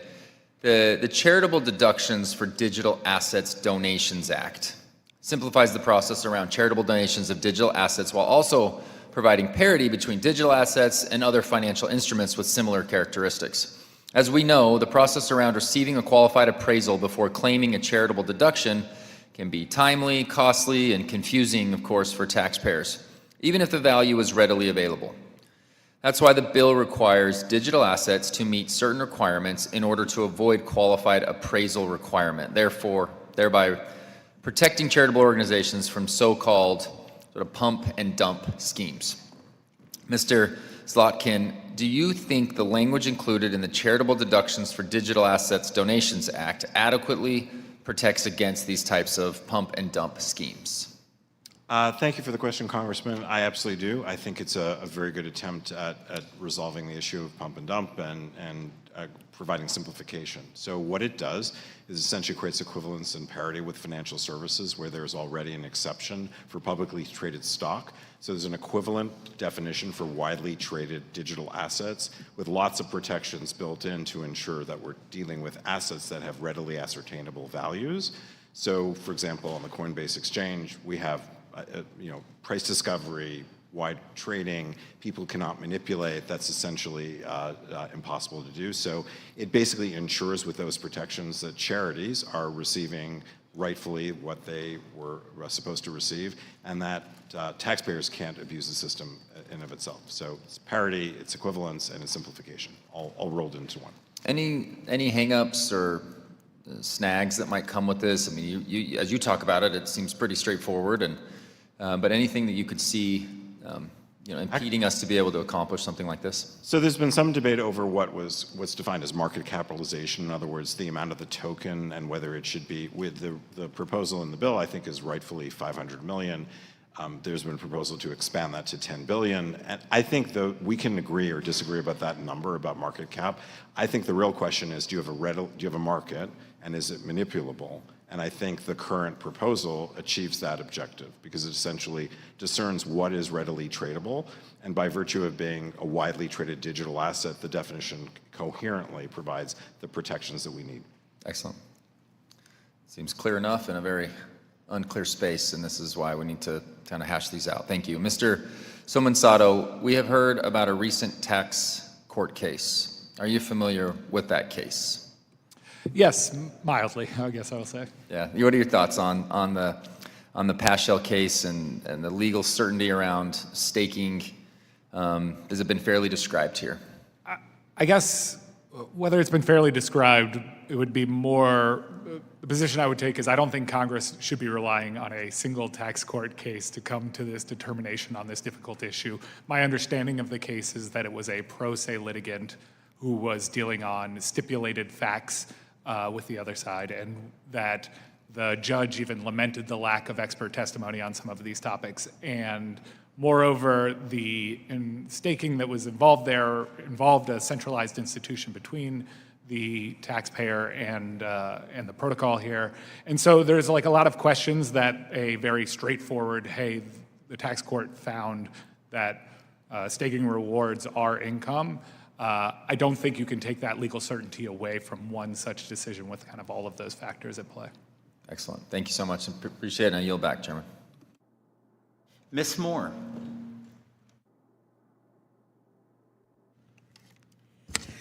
Thank you, Mr. Chair. Mr. Chairman, I've heard about clarity and parity and charity and validators and regulators, and I guess someday we're going to get this right. Mr. Kershaw, can I start with you? You opened up your testimony earlier today by saying that our taxation system was built to really accommodate any sort of new products, new economic activity, the latest and greatest thing. So why do you suspect that we're having such a difficult time inserting this new industry into the current system? For example, I've heard people talking about trading. Isn't that something that the SEC would do? We already have an institution that does that. Say, for example, the CFTC were still stood up the way it was supposed to. Or why do we need to redo everything? You said we could push all this stuff into our existing system. I just want you to expand on that a little bit. Yeah, I think that the tax system, just by its own nature, applies already to digital assets. And some of the answers might be answers that you want to like tweak or revise for a variety of reasons. So we've talked about extending anti-abuse rules from financial from other financial spaces over to digital assets, but also there's some things that are taxpayer favorable that are appropriate, right? So fixing some of these issues with charitable valuations, that's a great example, and that could use some work. Some of the stuff on mark-to-market seems like perfectly appropriate, but sometimes those rules are like drafted in the code so that they're specifically related to certain asset types, and they just don't today cover digital assets. So I think that those are like what kind of asset is this? I mean, is it a commodity? I mean, is it property? Is it, what is it? I mean, I hate the example of buying a cup of coffee with a Bitcoin, but I keep hearing people say it. So people don't even buy a cup of coffee with a credit card. I don't know, sounds like you have. So can you just tell me, let me ask this question. I heard you say that 1 in 8 people own some kind of cryptocurrency. What's the distribution of people who own these assets? Is it me giving my granddaughter a Bitcoin when she graduates from high school and she's an owner? What's the distribution of the owners of these assets? I wonder if one of my panelists is a better one to answer that question. They have better data. Do you know the distribution of people? I think we started, thank you again, Ms. Moore, for the question. I think you'd be astonished at how democratic crypto actually is. Okay. It actually has enormous potential to reach the underserved and the underbanked. I heard you say that too. Yes. So the underserved person who owns Bitcoin, are they staking it, or are they just owning it? It may not be just people who stake assets. Again, I draw back to the use of stablecoins, which are probably the most efficient mechanism. Just internet accounts. Having an account on Coinbase, I can transfer value to you without using a bank intermediary. Many of our population, many of our constituents don't have access to banks because they're for a variety of reasons. But I just think the enormous potential of this technology is, in its most powerful form, is that it basically reaches just about everyone. So you can't, it doesn't just fit every asset class, or like it's not just one. That's part of the problem, actually. So I think you rightfully stated, what is it? So right now, the IRS essentially has told us only one thing about crypto, and that it's property. It has not said whether it's a security, it's a commodity, it's a currency. So we don't have the definitions and clarity, I hate to use that word again, that I think you've called for and rightfully have pointed out. Okay, thank you. If the goal is to facilitate everyday payments, these lower income people who own this crypto, why shouldn't relief be limited to regulated payment stablecoins rather than extending benefits to speculative assets that are primarily held for investment, so as to make a distinction? If I may, the definition of stablecoin includes stablecoins that this Congress regulated under the Genius Act. So I agree with you that stablecoins themselves can have various parameters, but those stablecoins that are designed to be essentially traded at par, $1 for $1, those are the payment stablecoins that we're talking about, and those are regulated, and they were essentially regulated by an act that this Congress intelligently decided to pass last year. Thank you. My time has expired. I yield back. Mr. Fitzpatrick. Thank you, Chairman Smith, for holding this hearing. Thank you to all of our witnesses for being here. As digital assets continue to evolve and become more integrated into our broader financial system, it is increasingly important that the tax code keeps pace with these developments. Effective tax administration relies on clear, objective standards that taxpayers can readily understand and that the IRS can apply consistently in practice. Without precise definitions and workable rules, rapidly changing asset structures can create uncertainty, increase compliance burdens, and lead to inconsistent treatment across similarly situated taxpayers across our country. Under current law, as you all are well aware, the only definition of digital asset appears in Section 6045 of the Code. The definition included in that section is very broad, and it does not distinguish between different types of digital assets and the ways in which they are used by taxpayers. Obviously, this can create confusion for taxpayers who use digital assets and makes it hard to identify how certain transactions involving digital assets should be treated from the taxpayer's perspective. This series of legislation, as has been described by my colleagues, aims to distinguish between different types of digital assets in the code, defining terms like traded digital asset, widely traded digital asset, and tokenized assets. Ms. Riley, do you believe distinguishing between digital assets in this way is effective with the end goal of clarification and certainty for the U.S. taxpayer? Thank you for the question, Congressman. As you know, a part of the challenge of legislating on digital assets is that digital assets can have a variety of use cases. They can be used for investments, governance, payments, and business activities. If you're going to make policy decisions to treat assets differently in different contexts, it's very important to have clear, defined rules to bucket those assets. Definitions like traded digital asset and widely traded digital asset provide clear lines to help distinguish when assets are more like analogs in the tax code, such as securities and commodities that are highly traded assets with established markets. And so this provides clarity on those categorizations. And zooming in on the tokenized asset definition, here it would apply to any digital asset in which more than an insignificant portion of its value is tied to the underlying asset, right, or interest, rather than the operation of the blockchain in which it is recorded. Again, to you, Ms. Riley, as it relates to this definition of tokenized asset, is it your belief that there are other considerations that should be made here? Just to note, I think under general tax principles, we generally consider tokenized assets to be treated consistently with the non-tokenized version for tax purposes, but having a definition like this is very helpful, especially in an area where we've had a lot of ambiguity, so this clarification is appreciated. The definition of tokenized digital assets specifically refers to, as you know, assets that derive much of their value from something other than the blockchain. So we're talking about real-world assets, and I think this definition captures that nicely, where it's referring to whether it's securities or something else, that distinguishing that from a digital asset that its value is on the blockchain. Thank you, Ms. Riley. I yield back, Mr. Chairman. Mr. Feenstra. Thank you, Chairman Smith, for holding this hearing today. And I just want to thank each of our witnesses. I want to tell you, you are the experts in the field.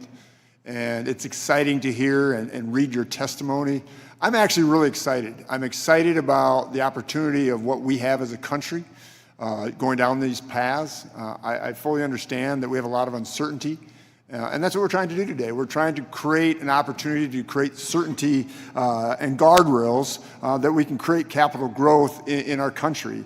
As we see, with uncertainty creates this area where people go offshore because they don't know how to handle all the things that we're doing. And we have an archaic system, and we're going to change that with the 7 bills that are out there that we're hoping to mark up. In Iowa, all right, I'm a farm kid. In Iowa, our farmers understand the idea of creating value by recognizing income. When a farmer plants corn, we don't tax them the day the corn comes out of the ground. We tax them when they actually sell their crop as realized income. Right now, digital asset miners and stakers can face taxes when they receive a newly credited digital asset even before they have sold it or realized the value of the asset. Okay, that's wrong. Congress, we have the responsibility to make sure our tax code keeps up with innovation like this while applying common sense principles that have worked for our industry over the decades when it comes to agriculture and many other things. Ms. Riley, thanks for being here. I would love to ask you about your company and how things are going and moving forward with this, because this is all new to you too, I'm sure, over the last decade. But can you explain why this legislation strikes the right balance to create a more consistent tax framework while ensure costs for these ordinary assets are properly accounted for through capitalization? I know you went through this shortly, but I want to hear it again. Thank you for the question, Congressman. And I think one thing that we're really looking for in this legislation is clarity on, the timing, character, and source of staking and mining and other validation rewards. And this legislation certainly addresses that. And I think it's also an acknowledgement of the reasonable arguments on both sides regarding the timing and how that should be treated under the tax code. And allowing for taxpayer electivity seems like an appropriate solution, especially given that there are pros and cons to the individual taxpayer as to whether that would actually be beneficial to them. Yeah, I agree. I mean, it gives them some certainty. They now will know how it's going to be taxed. I mean, it creates some forward-looking of, especially in your organization, of what they can account for, correct? Absolutely, and that's one of our goals in seeking legislation is we want to be able to report things accurately to our clients so that they can report things accurately on their tax returns. Yep. And this definitely provides clarity on those points. Yep. Mr. Samancero, I want to ask you sort of the same question. Obviously, compliance and complexity, it just seems like we're so deep in the weeds on paperwork right now, especially when it comes to 1099s under $10 and all this stuff. Could you explain how the legislation before us establishes clarity in transaction using digital assets and accounting for gain or loss so Americans can confidently participate in digital asset economy? Yes, I think there's a few important ways that the bills do that. One that we've talked about a decent amount is the idea of excluding gains from the stablecoin calculations and from the gas payments, which is really important. I think perhaps more interestingly is the simplified accounting methods that are also included in that same bill, which basically take on the recognition that people are making numerous transactions with these, whether they look like payments, whether they look like trades or buying something like an NFT, and trying to come up with a system whereby we can simplify that for the individual taxpayer, and doing that through basically understanding, their total gains throughout the year and crediting, certain dispositions and sales throughout. Creates a system that would make it much easier on the average individual to be able to take on the task of trying to figure out what the tax liability looks like for so many transactions. I think more people will engage. Right. I mean, and right now the system is so complex that a lot of people don't engage, they don't understand it, they're worried about it, and I think these bills will help that. So I'm excited. I mean, it'll create capital growth in our country and not seeing it go overseas. So thank you again for each one of your thoughts and your witness testimony. Thank you. I yield back. Mr. Swazi. Thank you, Mr. Chairman. Thank you to the witnesses for all the time you've spent here today. People have been in and out of these hearings all day because we've had so many things going on here in Capitol Hill. And I'm a pretty well-educated person. I'm trained as a lawyer and a CPA. I'm a member of the United States Congress on the Ways and Means Committee, and I really don't understand cryptocurrency that well. And I think that I speak for many American people that they really don't understand cryptocurrency that well. But we're today talking about what kind of tax policy can we establish here in our country, because we have a couple goals. Number one is cryptocurrency is not going away, so if it's going to succeed in the world, we'd like America to be at the forefront of that success. And clear tax policy will be an important part of making sure that America does remain successful. Another concern of the American people is that they're concerned that because they don't understand this and that cryptocurrency is decentralized, it's harder to track. And they're worried about illicit transactions taking place utilizing cryptocurrency as opposed to the traditional currency and banking methods. So I just want to ask you guys a couple different questions. Can you first, one of you, maybe you, Mr. Katcher, tell me the difference between meme coin, stable coin, and Bitcoin. And you have to make it very brief because I only have a few minutes. A stablecoin is the place to start. It feels the most of the bunch like a fiat currency in the sense that it is supposed to... By a fiat currency, you mean? Like the US dollar, like a government-issued currency, in the sense that it is meant to track and be pegged to the dollar. Bitcoin is, I would say, more like a different kind of asset. It can rise or lower in value. More like an equity? More like an equity. Some people say gold, but those are probably the two most common parallels that I hear. A meme coin is neither of those things. It's more like a meme stock, right? A sort of an asset class where there's nothing inherent to the value at all that is Would you say that any one of those three types of cryptocurrency are more attractive than the others? I think that the one that's the most attractive in terms of potential like use for the things that people talk about buying stuff, stable coins seem like they have the most promise. What about you, Mr. Samasanto? Would you say that one of those is more attractive than the others? I think attractive in terms of use cases for a blockchain network. Well, it's good for America and good for our economy of those three, or are they all good? I guess I leave it up to the individuals who are using these assets to define what's leadership, good for them. Mr. Samasanto. Okay, Mr. Zlatkin, what would you say? I think they're all valuable, and I think they all serve their purpose, and that's one of the great aspects about the crypto industry. What that purpose has lots does of the meme variation. coin serve? What purpose does the meme coin serve? The same purpose that any social network has. People like to create things. They like to create music, so they create meme coins. I mean, there's So- wild fluctuations in the value of meme coin. They go way up and they go way down. People lose their shirts when they try to invest in them. There's no intrinsic value, as Mr. Karcher said. So you would say that's of equal value as a stable coin as far as what's good for our economy? Again, I'm not passing judgment. I'm just saying there's a varied number of How about you, tokens Ms. on Riley? Do you feel any of these, one of these three are better than the others, or they're all equal in your mind? Well, I think it really depends the context in which you're talking about them. I mean, I think you could also argue that trading cards have no intrinsic value, but they have value to the people that want to trade in them. So I think something like meme. So we don't really have much of a tax structure or policy regarding trading cards, would you say? I think we're less concerned about the trading of meme coins and more things like stable coin that are used as, mediums of exchange for payments and everyday transactions. Bitcoin is also, given, how many people own Bitcoin, it is used in transactions, it's used for investment. So, but what about meme coin? Would you say that's used for investment or for transactions? I don't believe we have a very strong view on meme coins. Okay. Okay, very quickly, I've only got 50 seconds left, 10 seconds. If you could just tell me the major benefit of cryptocurrency, Mr. Karcher? It's a free market, and people should invest in the stuff that they think is useful to invest in. That's part of the fiber of America. Mr. Samasanto?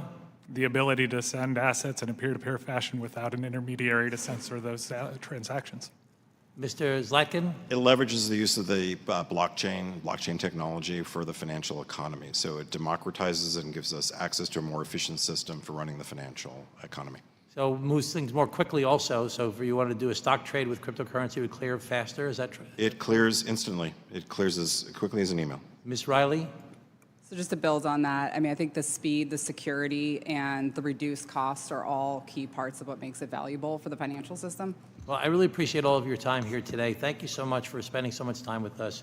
It's a very difficult concept for many Americans to figure this out, and we appreciate your expertise in helping to educate us. Thank you so much. Mr. Kerry. Thank you, Mr. Chairman. I also want to thank the ranking member for this very important committee meeting discussing bipartisan issues regarding digital assets. Last April, and some of you already know this committee produced the first digital assets related legislation that was ever signed by a United States president.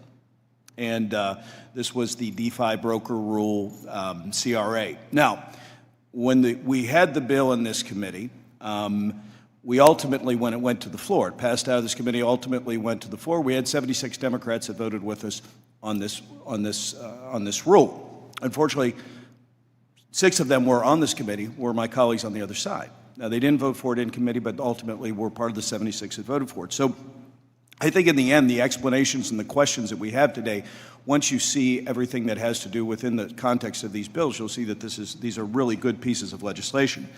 One area that I'm particularly interested in, obviously I'm carrying it, which is the Clarified Mining Staking Act, but I just want to kind of maybe focus on that a little bit. So, Mr. Samansano, can you very briefly explain, and I think this is important, and my colleague just asked you to kind of clearly say what is good and what is bad, but if you could just explain these terms, okay, for not just members of this committee, but people that may be watching, explain mining and staking to those people that may be unfamiliar with what those terms actually mean.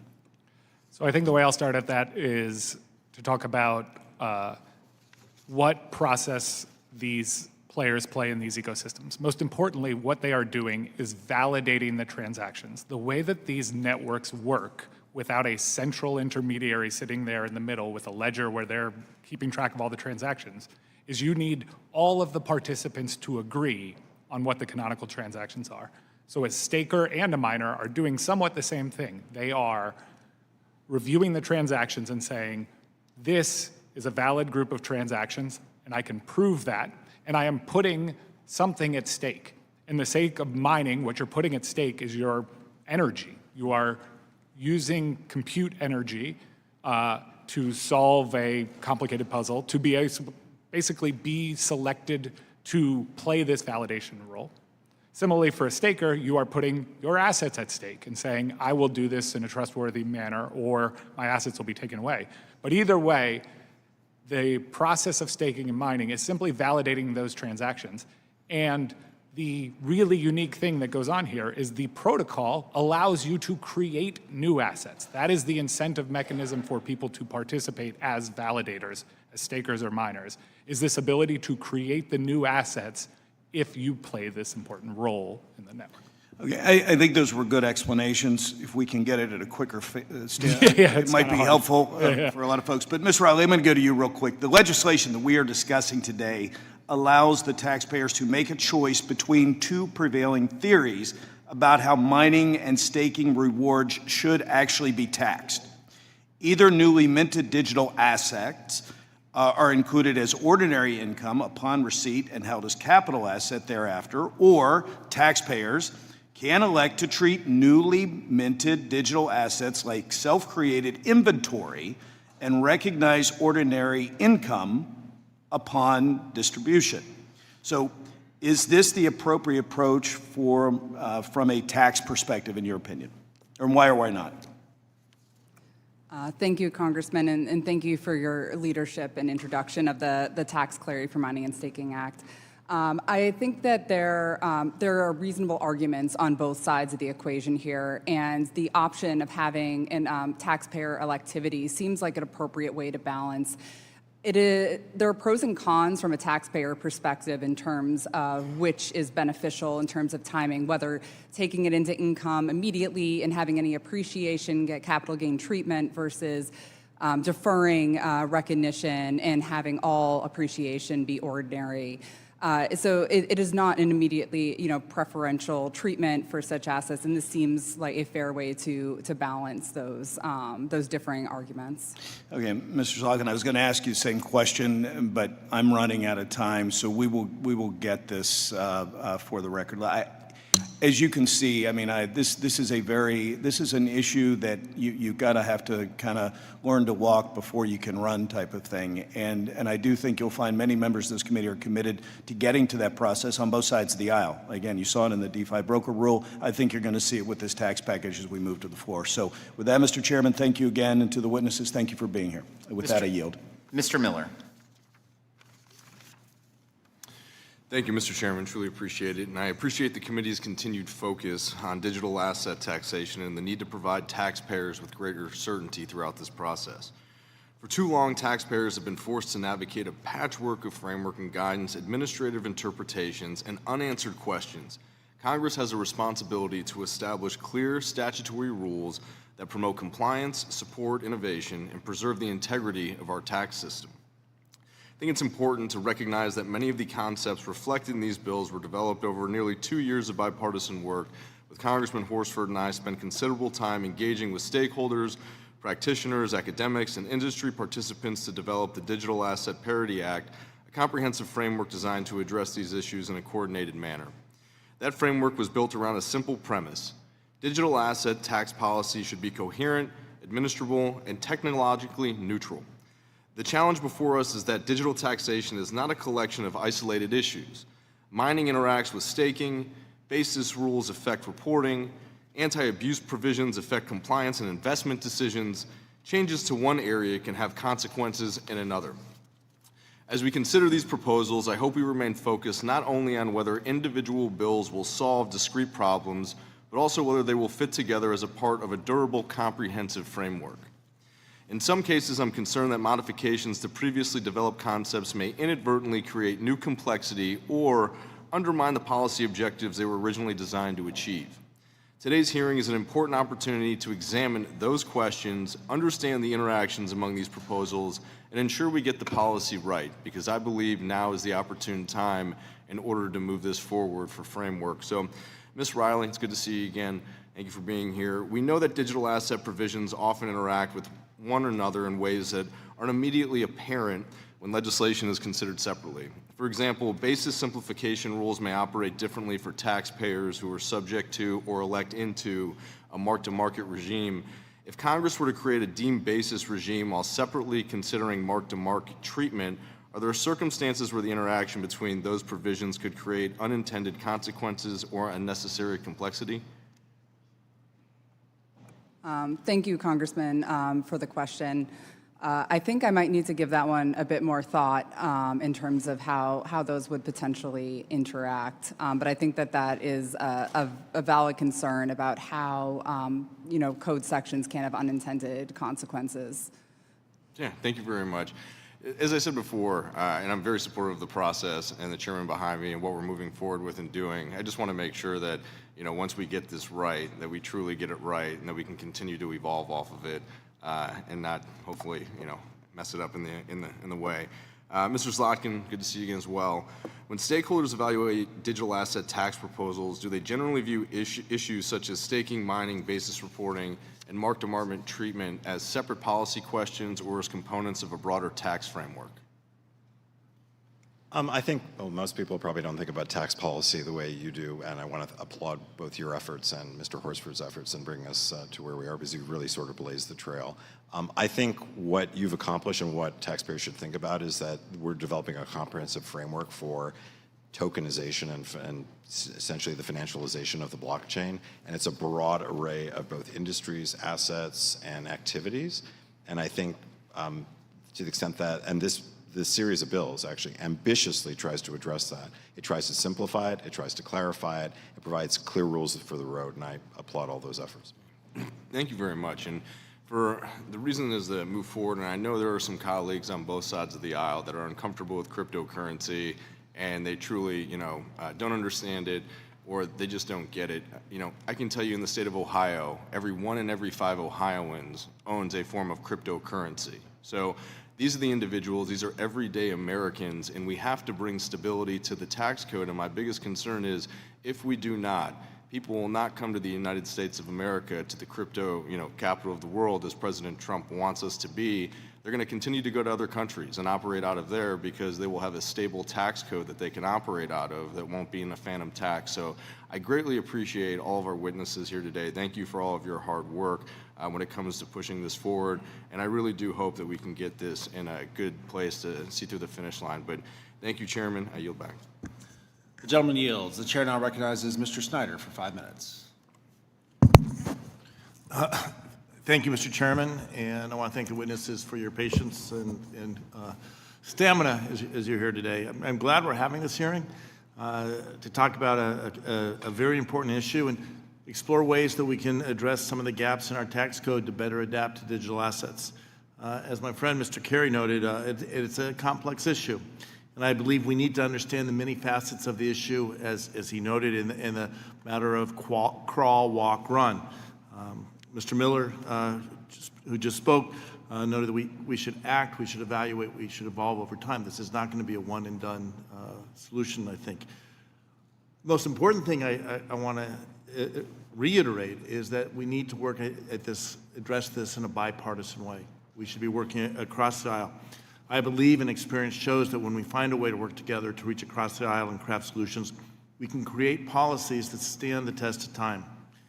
And Being perfectly honest, that's why I'm disappointed that we're here today discussing a number of partisan bills that were dropped at the 11th hour when the committee has a bipartisan proposal already drafted that they're choosing to ignore. I think it's unfortunate that the majority would rather draft their own bill behind closed doors than find true bipartisan consensus working with everyone on this committee. I know members on both sides there want to work on the best solution here, and I know that they know that the only chance for a durable solution is if we work together.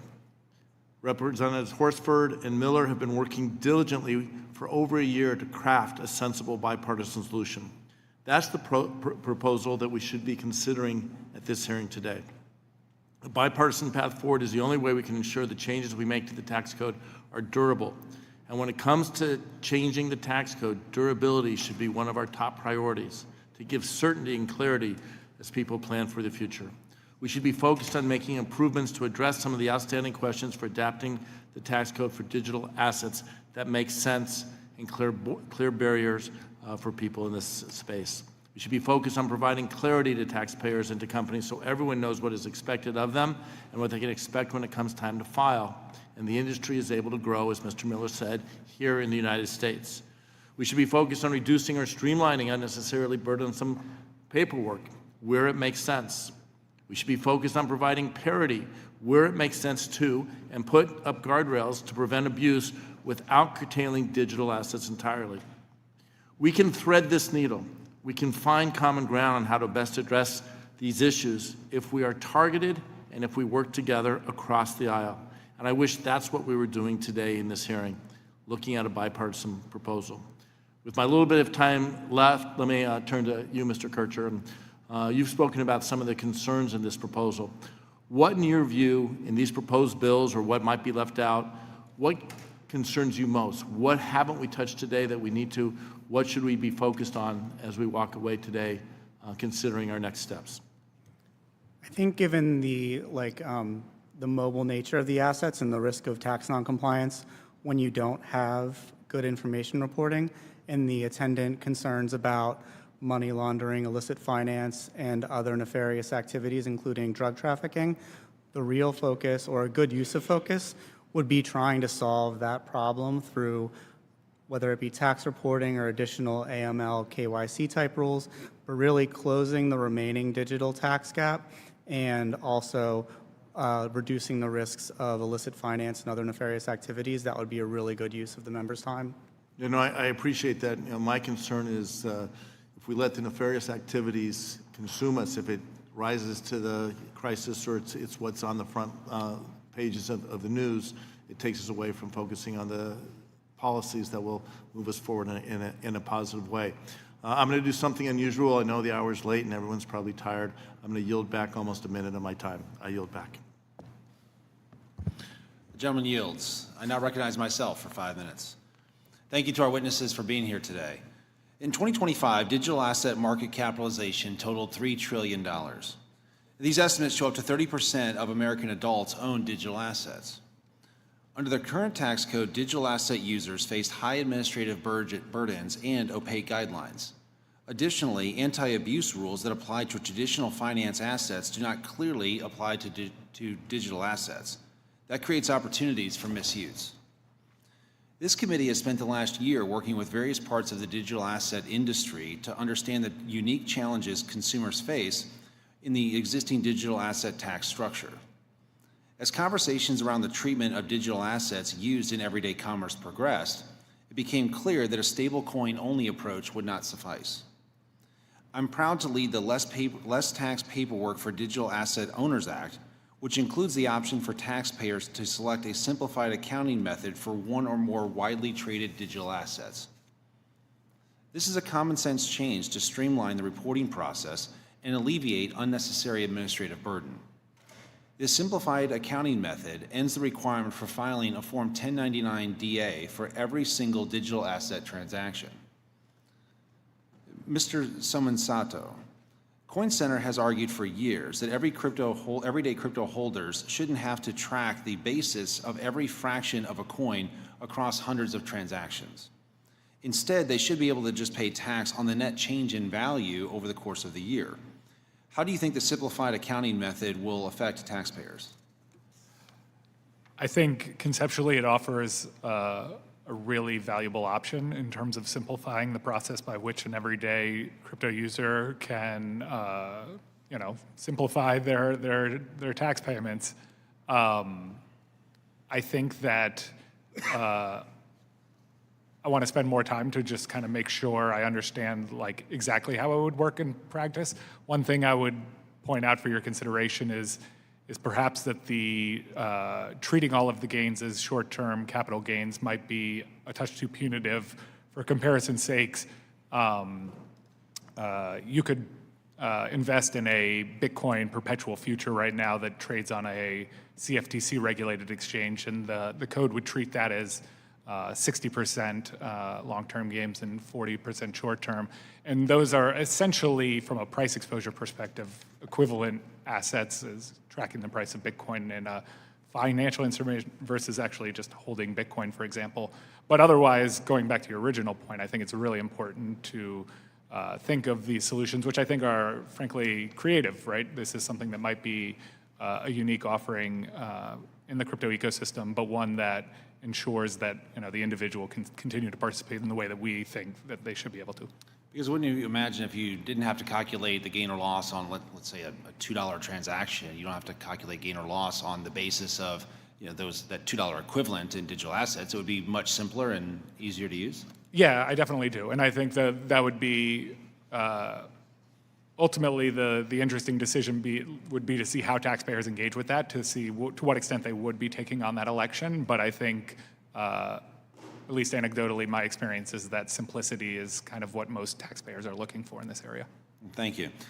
Mr. Kircher, you and the Tax Law Center have advocated for an alternative method of accounting, such as mark-to-market, as a solution for administratability concerns in lieu of broader de minimis proposals.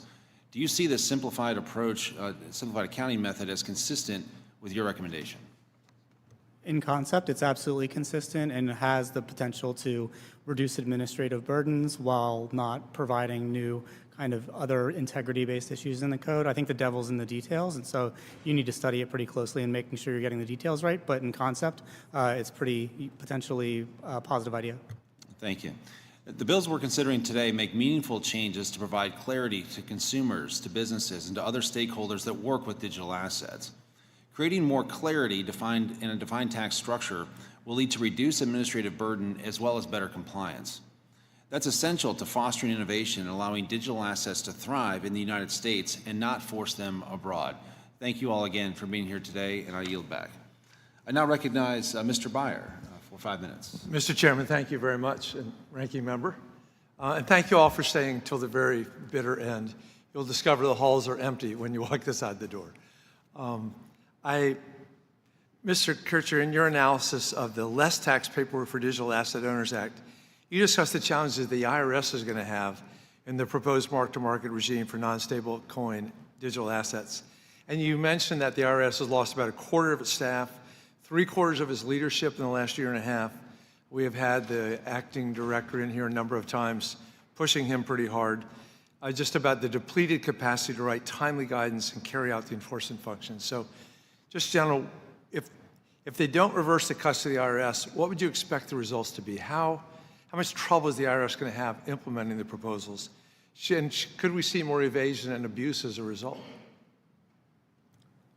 I think without proper funding, it makes it harder for Treasury and the IRS to implement any new law, and that's a combination of the guidance, but also the systems necessary to implement simplified reporting and other kinds of things. Absolutely, on the enforcement side, with reduced resources, you'll almost certainly see reduced revenue as well. My first job at the IRS, I was working on the Foreign Account Tax Compliance Act, and that was a bipartisan bill that came with implementation money on a bipartisan basis. So that's something that could be appropriate and worth study. Should we consider asking the GAO to look into the capacity of the IRS and their recommendations? GAO or TIGTA, I think, would be very appropriate to ask those kinds of questions too. I mean, there is a question of where sort of the breaking point is and what is and isn't possible on a reasonable time frame, and what the trade-offs and risks are of trying to move something without having the resources there to actually do it. Thank you. And Ms. Riley, first of all, thank you when I signed on to the No Stock Trading Act 4 years ago. I had to sell the stock I had. Thank goodness Fidelity was there to give us that cover and a good place to invest too. The End Digital Asset Tax Shelters Act was intended to curtail the tax dodge what we're seeing the crypto investors in Puerto Rico misusing their Act 60. It's been interesting looking at Representative Velasquez as legislation that would ensure that any sale of digital assets or a stake in a digital asset is treated as U.S. source income, ensuring that all sales of digital assets are taxed at the full U.S. capital gains tax rate. The legislation we have before us is slightly different in that it says that it's considered U.S. sourced unless the gain is taxed at a rate of 10% or more in Puerto Rico. We assume that Puerto Rico would modify its tax code to be at least 10%, but there still could be incentive for investors to take advantage of the differential between the new Puerto Rico tax rate and the U.S. capital gains tax rate, which is 20% for long term at least. What are your impressions about both approaches? Where's the wiser way to go? Thank you, Congressman, for the question. And I think that is something that we are looking into and thinking about. This is certainly a complex area of law and understanding what the potential implications could be. I do think it's important that we are addressing this, and I think we would need to see, is this preferential in any way as compared to other assets? Because I think the focus is on treating crypto no better and no worse than comparable assets.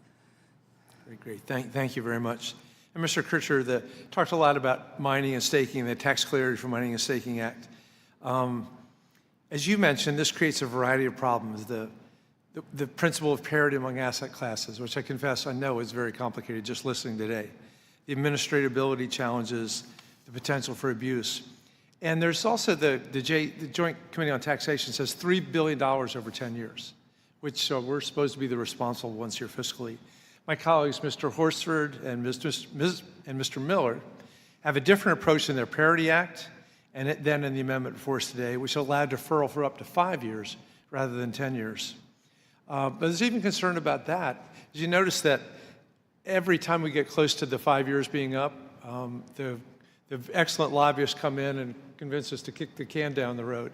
We saw with the TCJA, we've seen that the OBBBA. What's your concern about whether Mr. Horsford's bill, which I very much support, with 5 years, that the 5 years would actually be 5 years? There's obviously the political question that you're describing of whether it actually stays and lands for 5 years. I think there are ways to make relatively small modifications to that bill to make that kind of irrelevant. You could do an interest charge or something to provide full parity. I think that the Digital Parity Act is very close to full parity today, but if you added an interest charge, it would probably be true economic parity, and that puts less pressure on that question. Great. Thank you very much. My time's up, and I yield back. Thank you. The gentleman yields. The chairman now recognizes Mr. Horsford for 5 minutes. Thank the chairman for yielding, and it's been a good, productive afternoon. And first, we've heard broad agreement throughout today that taxpayers deserve clarity. The question is not whether we modernize the tax code. The question is whether modernization is grounded in parity, fairness, and economic reality. We should fix genuine compliance challenges. We should also support innovation. And I believe that we can do both of those things while not creating a tax advantage that is unavailable to certain taxpayers, other investments, or other forms of income. Congress should reward innovation, not tax arbitrage. For the past year, Representative Miller and myself, as well as our dedicated staff, have been publicly working on digital asset taxation legislation. There are 3 principles that grounded our work and will be my focus of my questions today. First is on digital assets. They should have parity with existing financial instruments. Where there is uncertainty, we need to address that. Second, we need to solve for the problem, solving that problem should not create another problem. We cannot create special tax loopholes. And third, we must ensure that any benefits reflect economic reality. For this package to stand the test of time, it must be fair, administrable, and resistant to abuse. I want to thank Chairman Smith for adding my amendment that includes those changes that I've been advocating for. And let me be clear, the changes that I'm asking for have been publicly vetted and socialized with stakeholders. These are the minimum to get my support for this package. But there are still more changes that must be done to get this policy right, and several of you have identified some today. As the chairman has said, we are on the 1 yard line, and if we want to meaningfully do this together, we have to work together to accomplish that. But let me start with validation rewards. Under current law, when someone receives a validation reward and can use it, sell it, or control it, they generally owe tax on it at that point. Is that correct? Yes or no? All the panelists. Very quickly. Yes. I would disagree that the law as applied is correct right now. Okay. I think it's unclear, and therefore I think your attempt to try and achieve balance with that by having an election is a sensible one. I agree with Mr. Zlotkin's explanation. Thank you. For the past year, I've heard concerns about people owing tax before they have practical access to cash from those rewards to pay the tax. Some have referred to this as a phantom tax. I think that is a fair concern. The question is how Congress addresses that concern without creating a new loophole. Yes or no, is phantom income and liquidity concern a major issue that Congress needs to address when it comes to validation rewards? Congressman, I agree with that. I think it is an issue. I think liquidity is an issue and a major reason why I endorse some of the proposals that you've come up with. Thank you. And Congressman, I believe that there are issues in determining when there is appropriate dominion control, and it presents challenges about when this should be taken into income, and it does present issues of liquidity and being able to meet one's tax burden. Mr. Karsher, can Congress address the liquidity concern without creating a system where someone can delay paying taxes indefinitely? Yes, I think that sort of short time limited deferral can address liquidity without permanent or indefinite deferral. That's certainly the case. That would still be a little bit different than the normal current treatment, but if your focus was liquidity, that would be your tool. And if Congress created that kind of unlimited deferral rule here, would that be more favorable tax treatment than what most workers receive on wages or what ordinary investors receive in a 401k, for example? It would be definitely more favorable than wages, which are taxed immediately. It would be more favorable than any stock held in a brokerage account, and it would probably be more favorable in many cases than even stocks held in a retirement account, because you wouldn't have the required minimum distribution rules apply. Very quickly, with the indulgence of the chair, I just want to ask about charitable deductions. I'm not here to oppose charitable giving. I want to make sure that the deduction reflects the real economic value the charity can actually receive. Mr. Karsher, at the end of the day, isn't it the clearest measure of value what a charity is actually able to receive when it sells an asset? Yes, using the third-party market transaction is the best price discovery we have. Congress has dealt with valuation disputes for years involving hard-to-value assets, and that's why we need to get that portion right. I'll just close by saying, if Congress does nothing, regulators, courts, and offshore markets will define the rules instead. Inaction is not neutrality. It means uncertainty. It means taxing the system, gaming it, fragmented enforcement, and exploitation by wealthy and sophisticated actors at the expense of everyday consumers. That's what we are working to achieve in the Parity Act, and I hope with the majority's indulgence we'll be able to get to those larger policy goals so that we get this right. We don't just get it done. Thank you, Mr. Chairman, and I yield back. The gentleman yields. I would like to thank our witnesses for appearing before the panel today. With the panel. Please be advised that members have 2 weeks to submit written requests and be answered later in writing. Those questions and your answers will be made part of the formal hearing record. With that, the committee stands adjourned.